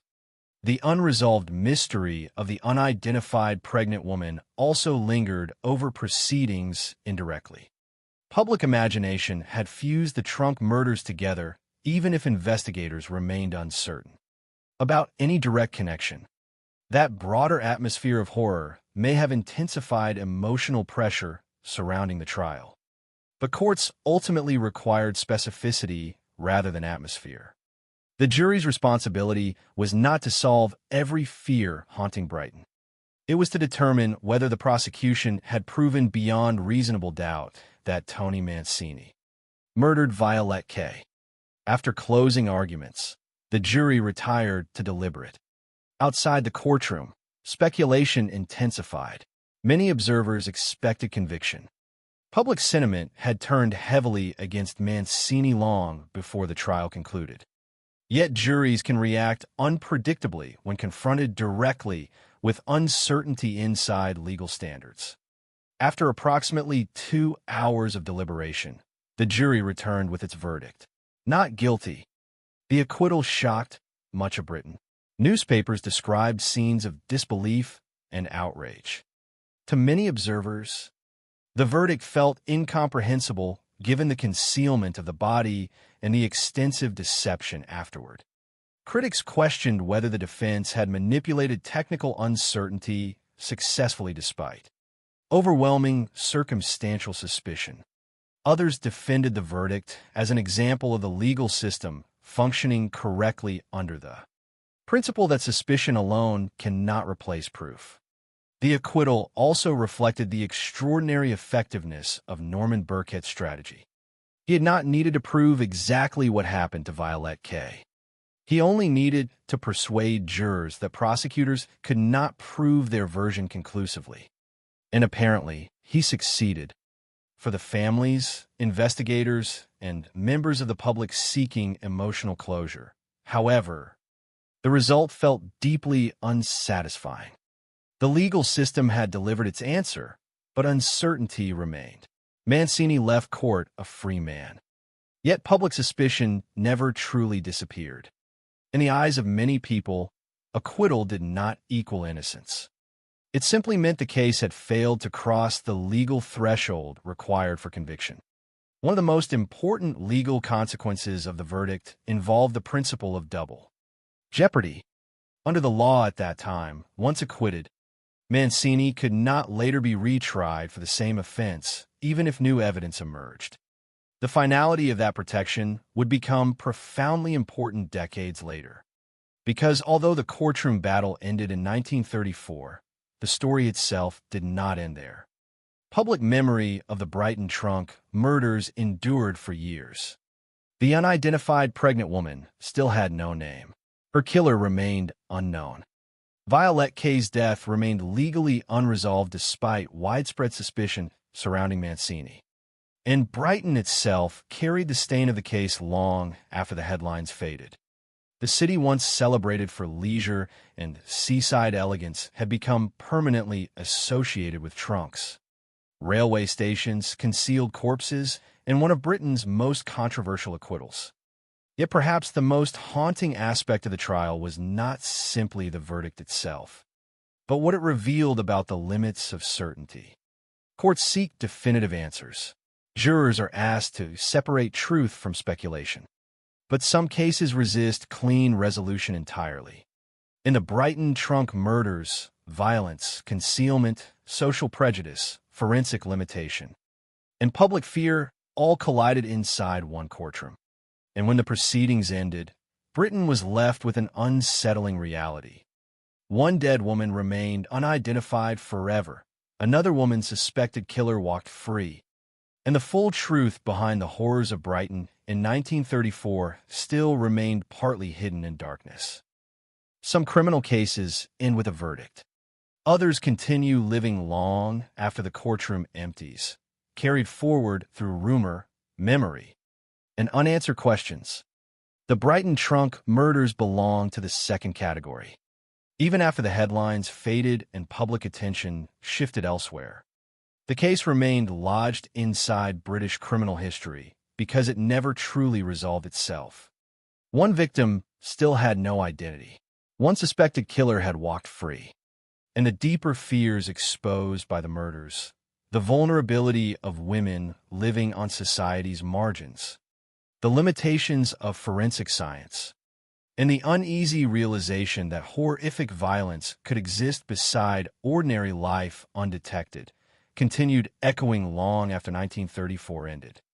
For decades following the trial, Tony Mancini remained a controversial figure. Legally, he had been acquitted of murdering Violette K. Under the law, that verdict was final. Yet public suspicion never fully disappeared. Many people remained convinced he had escaped conviction through legal technicalities and the skill of his defense rather than genuine innocence. The image of Violette's body hidden inside a trunk beneath a bed remained too disturbing for the public to forget easily. The forged telegrams, the lies about Paris, the flight to London. Together they created a portrait that many observers found impossible to separate from guilt. But the legal system operates according to standards different from instinct. And so Mancini lived the rest of his life carrying a strange dual status, acquitted in court, yet permanently associated in public memory with one of Britain's most infamous murders. Then, more than 4 decades later, the story took another extraordinary turn. In 1976, shortly before his death, Mancini reportedly confessed to a journalist that he had in fact killed Violette K. The confession transformed the case from controversial acquittal into something even more unsettling. A possible example of truth emerging only after justice could no longer respond. According to the account attributed to Mancini, the death occurred during a violent argument between the couple. He claimed Violette attacked him with a hammer during the confrontation. In the struggle that followed, he allegedly grabbed the weapon and threw it back at her. The hammer struck her in the temple, killing her almost instantly. The confession did not describe an elaborate premeditated murder. Instead, it portrayed the death as the catastrophic outcome of a chaotic domestic fight fueled by anger and fear. Yet even if accepted as truthful, the confession still left many questions unresolved. How much of the account represented honesty? And how much reflected self-justification after decades of public suspicion? Was the killing truly accidental in the way Mancini implied? Or was the confession itself another attempt to reshape the narrative into something more sympathetic than intentional murder? Those questions could never be tested in court because of the principle of double jeopardy. Since Mancini had already been acquitted in 1934, he could not legally be retried for the same offense even after the confession became public. That legal reality became one of the most discussed aspects of the case in later years. To some observers, it represented the integrity of legal protections designed to prevent repeated prosecutions. To others, it felt like a devastating example of justice permanently slipping away. But while Mancini's confession eventually gave many people a sense of probable resolution regarding Violette K's death, no such closure ever arrived for the unidentified young woman discovered in the railway trunk. Decades passed. Forensic science advanced dramatically. criminal investigation evolved into something investigators in 1934 could scarcely have imagined. DNA analysis emerged. National databases expanded. Missing person systems became more sophisticated. Yet despite all those advances, the girl with the pretty feet remained unidentified. Her head was never found. Her hands were never recovered. The person responsible for her death was never charged. In many ways, her case became even more haunting with time because she slowly transformed into a symbol of irreversible absence. Most murder victims at least retain their names in history. Their identities anchor memory. But this young woman lost even that. The newspapers had given her a nickname based on a physical characteristic. And over time, the nickname became the only label history preserved for her. The girl with the pretty feet. There is something profoundly tragic about that phrase. It sounds almost delicate until one remembers the reality behind it. An unidentified pregnant woman dismembered and distributed between railway stations while the world around her continued moving normally. Somewhere in Britain, she had once lived an ordinary life. She may have laughed with friends, written letters, fallen in love, worried about the future, feared the consequences of pregnancy, or dreamed about escaping difficulties no historical record now remembers. Yet, because her killer succeeded in removing the physical evidence most necessary for identification, history absorbed her as mystery instead of personhood. That loss reflects one of the cruelest dimensions of violence. Murder does not only end life. Sometimes it erases identity itself. The Brighton trunk murders also exposed the severe limitations of criminal investigation during the early 20th century. Modern audiences often underestimate how difficult identification could become before contemporary forensic technology existed. In 1934, investigators depended heavily on physical recognition and fragmented record systems. Without fingerprints or dental comparison, police frequently struggled to identify remains even when substantial portions of the body were recovered. Communication between police departments lacked the speed and coordination available today. Missing person reporting systems were inconsistent. Women living transient or marginalized lives could disappear without immediate alarm. The unidentified victim's pregnancy added another layer of social vulnerability. Britain in the 1930s was a society deeply shaped by moral judgment surrounding female sexuality, especially outside marriage. Women facing unwanted pregnancies often existed under enormous pressure. Illegal abortion networks thrived precisely because desperation created demand while the law denied. Safe alternatives. Investigators considered whether the victim may have died within that hidden world because such tragedies genuinely occurred, even though no evidence ultimately proved the theory. The fact it appeared plausible reveals how dangerous life could become for vulnerable women during that era. Violette Kay's story reflected similar vulnerabilities. As a former dancer and sex worker, she occupied a social position often treated with moral suspicion rather than empathy. During the investigation and trial, aspects of her lifestyle became tools within legal strategy and public commentary. This pattern appears repeatedly throughout criminal history. Women on the margins, sex workers, poor women, transient women, unmarried, pregnant women are often discussed less as individuals and more as reflections of societal anxiety or judgment. The Brighton cases forced uncomfortable questions about whose disappearances society notices immediately and whose suffering becomes easier to overlook. Another reason the murders endured in public memory was their extraordinary psychological horror. Concealed bodies have always disturbed people profoundly because they violate expectations about death itself. Burial, mourning, and recognition create emotional structure around loss. But trunks transform bodies into hidden objects moved anonymously through ordinary environments. That detail mattered enormously in Brighton. The crimes unfolded not in isolated wilderness or secret underground spaces, but within crowded public systems, railway stations, boarding houses, city streets. People unknowingly walked beside concealed remains while carrying on normal routines. That proximity between everyday life and hidden violence created lasting unease. The murders also became deeply embedded within British true crime culture. Over the decades, books, documentaries, radio programs, and later podcasts revisited the case repeatedly.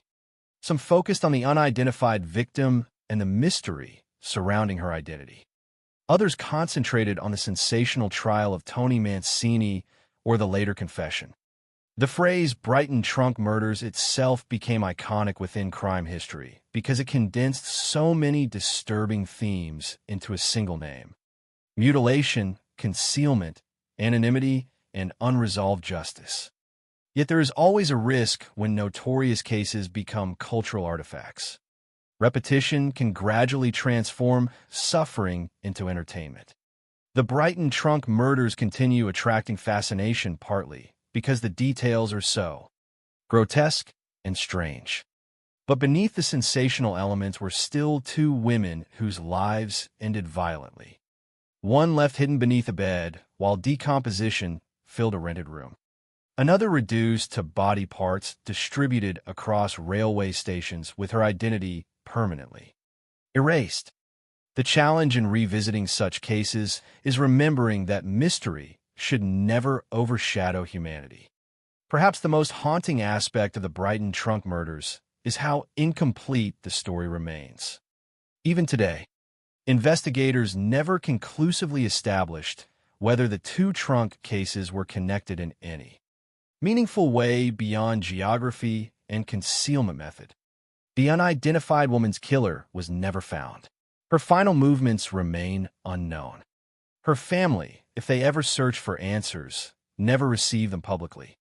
And even Mancini's later confession regarding Violette K arrived decades too late for legal accountability. The case therefore exists in a strange space between solved and unsolved. One death gained a probable explanation without judicial resolution. The other disappeared almost entirely into darkness. Today, Brighton remains what it has always outwardly appeared to be: a lively seaside city filled with tourists, cafes, and trains arriving from London. Visitors walk through the station where the trunk was discovered without realizing the history attached to the building. The sea continues rolling against the shoreline exactly as it did in 1934. Time moves forward. Cities reinvent themselves, but certain crimes leave permanent shadows behind them. The Brighton Trunk Murders endure not simply because of brutality, but because they confront listeners with uncomfortable truths about absence. The absence of identity, the absence of certainty, the absence of justice fully realized. One woman became famous precisely because nobody knew her name. Another woman's suspected killer escaped conviction and confessed only when punishment had become impossible. Together, their stories reveal how violence can fracture memory itself, leaving behind gaps no investigation can completely repair. And perhaps that is why the case still disturbs people nearly a century later. Not because the crimes were uniquely monstrous by historical standards, but because they remind us how fragile recognition can be, how easily a person can disappear in a system's unequipped to protect them, how often truth arrives incompletely, if it arrives at all. Somewhere beneath the noise of Brighton's modern streets lies the memory of two women connected forever by trunks, secrecy, and a city that briefly became known not for leisure or beauty, but for death hidden in plain sight. Nearly a century has passed since the Brighton Trunk Murders first horrified Britain, yet the case still feels strangely unfinished, as though part of it remains suspended somewhere between documented history and collective nightmare. Most notorious crimes eventually settle into clear categories: Some are solved conclusively and remembered as triumphs of investigation. Others remain unsolved mysteries frozen around a single unanswered question. But the Brighton trunk murders resist that kind of simplicity. The case exists in fragments. One woman identified but denied legal justice. Another woman permanently unnamed.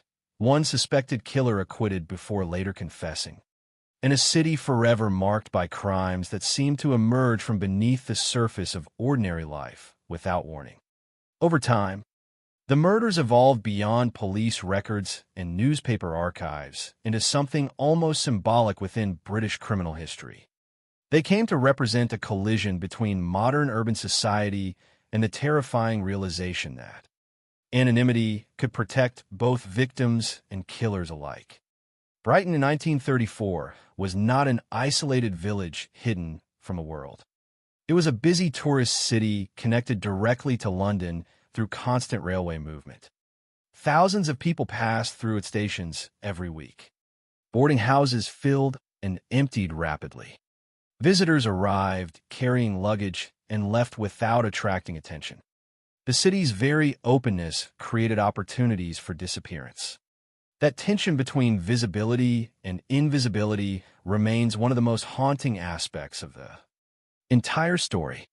The victims were surrounded by people constantly, yet neither woman received immediate protection from the systems around them. Violette K. vanished after a public argument witnessed by others. Yet her disappearance initially blended into the instability of nightlife culture. The unidentified young woman traveled, or was transported, through one of the busiest railway systems in England. Yet nobody intervened before her remains were discovered decomposing inside abandoned luggage. In both cases, ordinary life continued around extraordinary horror. That uncomfortable reality helps explain why the case continues to disturb modern audiences. The murders did not occur in hidden wildernesses or remote criminal underworlds entirely separated from society. They unfolded inside familiar public spaces, train stations, cafes, rented rooms, city streets. The violence existed beside normal routines, concealed beneath appearances people instinctively trusted. One of the enduring tragedies of the Brighton trunk murders is the contrast between memory and erasure. Violette K. at least retained her identity in history. We know her name. We know fragments of her life. We know she worked as a dancer and later as a sex worker in London. We know she argued publicly with Tony Mancini shortly before disappearing. We know her body was hidden inside a trunk beneath a bed. Even though the legal system failed to convict the man many believed responsible, history still preserved her existence as a recognizable individual. But the unidentified pregnant woman suffered a second disappearance after death. The disappearance of identity itself. There are countless murder victims throughout history whose names survive even when their killers do not. In this case, the opposite occurred. The killer vanished into history, but so did the victim. She became known only through a nickname created by newspapers fascinated by the condition of her feet. The girl with the pretty feet. The phrase still appears in documentaries and articles today, decades later. Yet every repetition carries an unsettling implication. Somewhere beneath that nickname was a real woman with a real name that history no longer remembers. The public became emotionally attached to the mystery of her identity. But mystery itself can become dehumanizing. The unknown woman risks becoming an idea instead of person. And perhaps that is the final violence committed against her. Not only the murder and mutilation, but the permanent transformation into a symbol rather than an individual life fully remembered. The Brighton trunk murders also reveal how deeply criminal investigations are shaped by the era in which they occur. Modern forensic technology has transformed expectations around murder cases. Contemporary audiences often assume DNA, surveillance footage, digital records, and centralized databases will eventually provide answers. But in 1934, police operated within an entirely different world.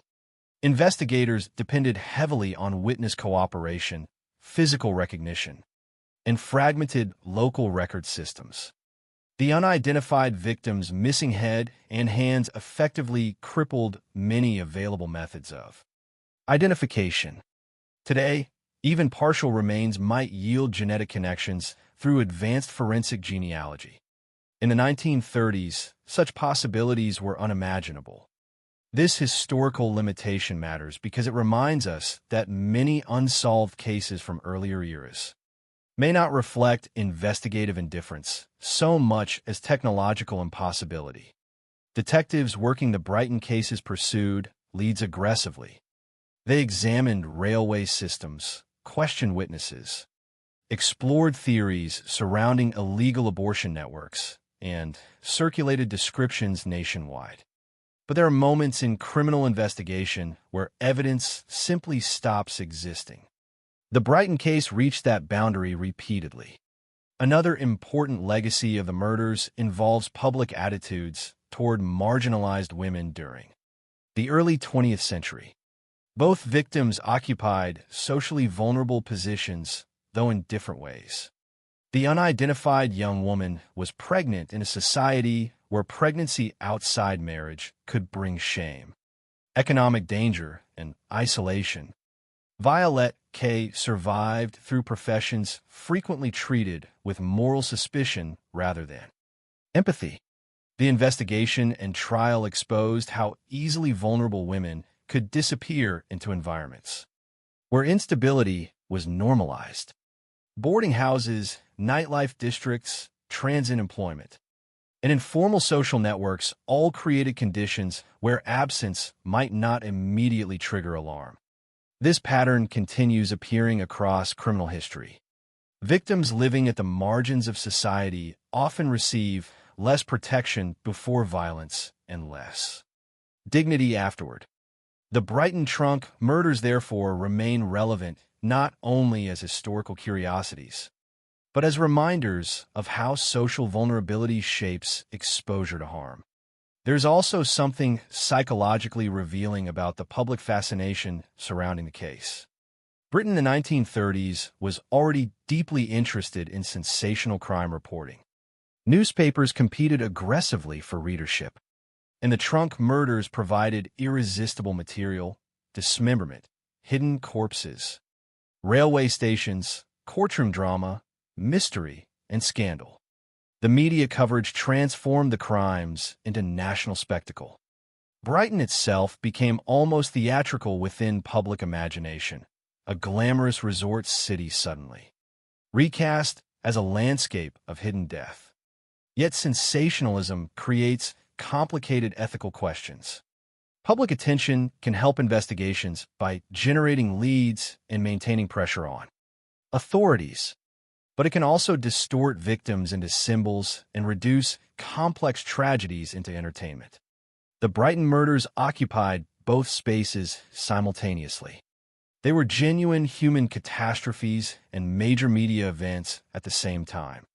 Over the decades, the case inspired books, radio programs, documentaries, and eventually true crime podcasts because it contained all the structural elements audiences associate with compelling mysteries. But beneath every retelling remain two dead women whose suffering should not disappear beneath the atmosphere of intrigue. Tony Mancini's later confession added another disturbing layer to the legacy of the case because it reinforced one of the most uncomfortable possibilities in criminal justice: that legal outcomes and factual truth do not always align perfectly. Courts operate according to standards of evidence, procedure, and reasonable doubt. Public opinion often operates according to instinct and emotional certainty. Sometimes those systems arrive at different conclusions. Mancini's acquittal demonstrated the power of legal defense when direct proof remains limited. His later confession suggested that suspicion surrounding him may have been justified all along. Yet because of double jeopardy protections, the confession could never lead to retrial. Some observers viewed that result as a failure of justice. Others argued that preserving protections against repeated prosecution remained essential even in emotionally difficult cases. The debate continues because the case forces people to confront a painful reality. Justice systems are designed to minimize wrongful conviction, but doing so sometimes means guilty individuals avoid punishment when evidence falls short. The Brighton trunk murders therefore remain unresolved not only factually, but morally and emotionally. There is no ending capable of fully satisfying the questions the case raises. Who was the unidentified pregnant woman? Who killed her? Was her death connected in any way to hidden medical networks or desperate circumstances surrounding pregnancy in 1930s Britain? Did her family ever suspect what happened? Did someone spend years waiting for her return without learning the truth? Those questions remain unanswered. Even the aspects of the case that appear more resolved still contain uncertainty. Mancini confessed, but only decades later and outside a courtroom. Violette Kay's death received no legal closure during her lifetime. The result is a case suspended permanently between known and unknown. Perhaps that ambiguity explains why the Brighton trunk murders continue haunting British criminal history long after many supposedly more shocking crimes have faded from public memory. Human beings are unsettled by incompleteness. We want narratives to close cleanly. We want victims identified, killers punished, mystery solved. The Brighton case denies those comforts repeatedly. Instead, it leaves behind fragments, a railway trunk abandoned in a station, a suitcase containing severed legs, a decomposing body hidden beneath a bed, forged telegrams sent to create illusions, a courtroom acquittal, and finally a confession arriving too late for consequence. Each piece reveals part of the story without ever assembling perfectly into certainty. Today, tourists still arrive in Brighton by train exactly as they did in 1934. They walk through stations carrying suitcases without thinking about the history attached to those spaces. Cafes along the seafront remain crowded during summer evenings. Music still drifts through the city at night. Time has transformed Brighton many times since the murders occurred. Yet traces of the case remain embedded invisibly within the city's identity. The buildings changed, generations passed, but somewhere inside the historical memory of Brighton still exists the summer when the city became associated not with leisure or romance, but with trunks carrying death through ordinary streets. And perhaps that is the final reason the case endures. The Brighton trunk murders force us to recognize how fragile the boundary between normal life and hidden horror can be. A crowded railway station, a rented room, a trunk left unattended. Ordinary details capable of concealing unimaginable violence. The crimes remind us that history is often built not only from grand events and famous names, but from unresolved absences, the missing identity of a young woman, the silence surrounding her final hours, the uncertainty left behind after justice failed to arrive completely. In the end, the Brighton trunk murders remain less a solved story than a lingering shadow. One victim remembered only through fragments. Another remembered through controversy and delayed confession. And beneath both stories, an enduring sense that some truths disappear not because nobody searched for them, but because the world in which the crimes occurred lacked the power to recover them before they were lost forever.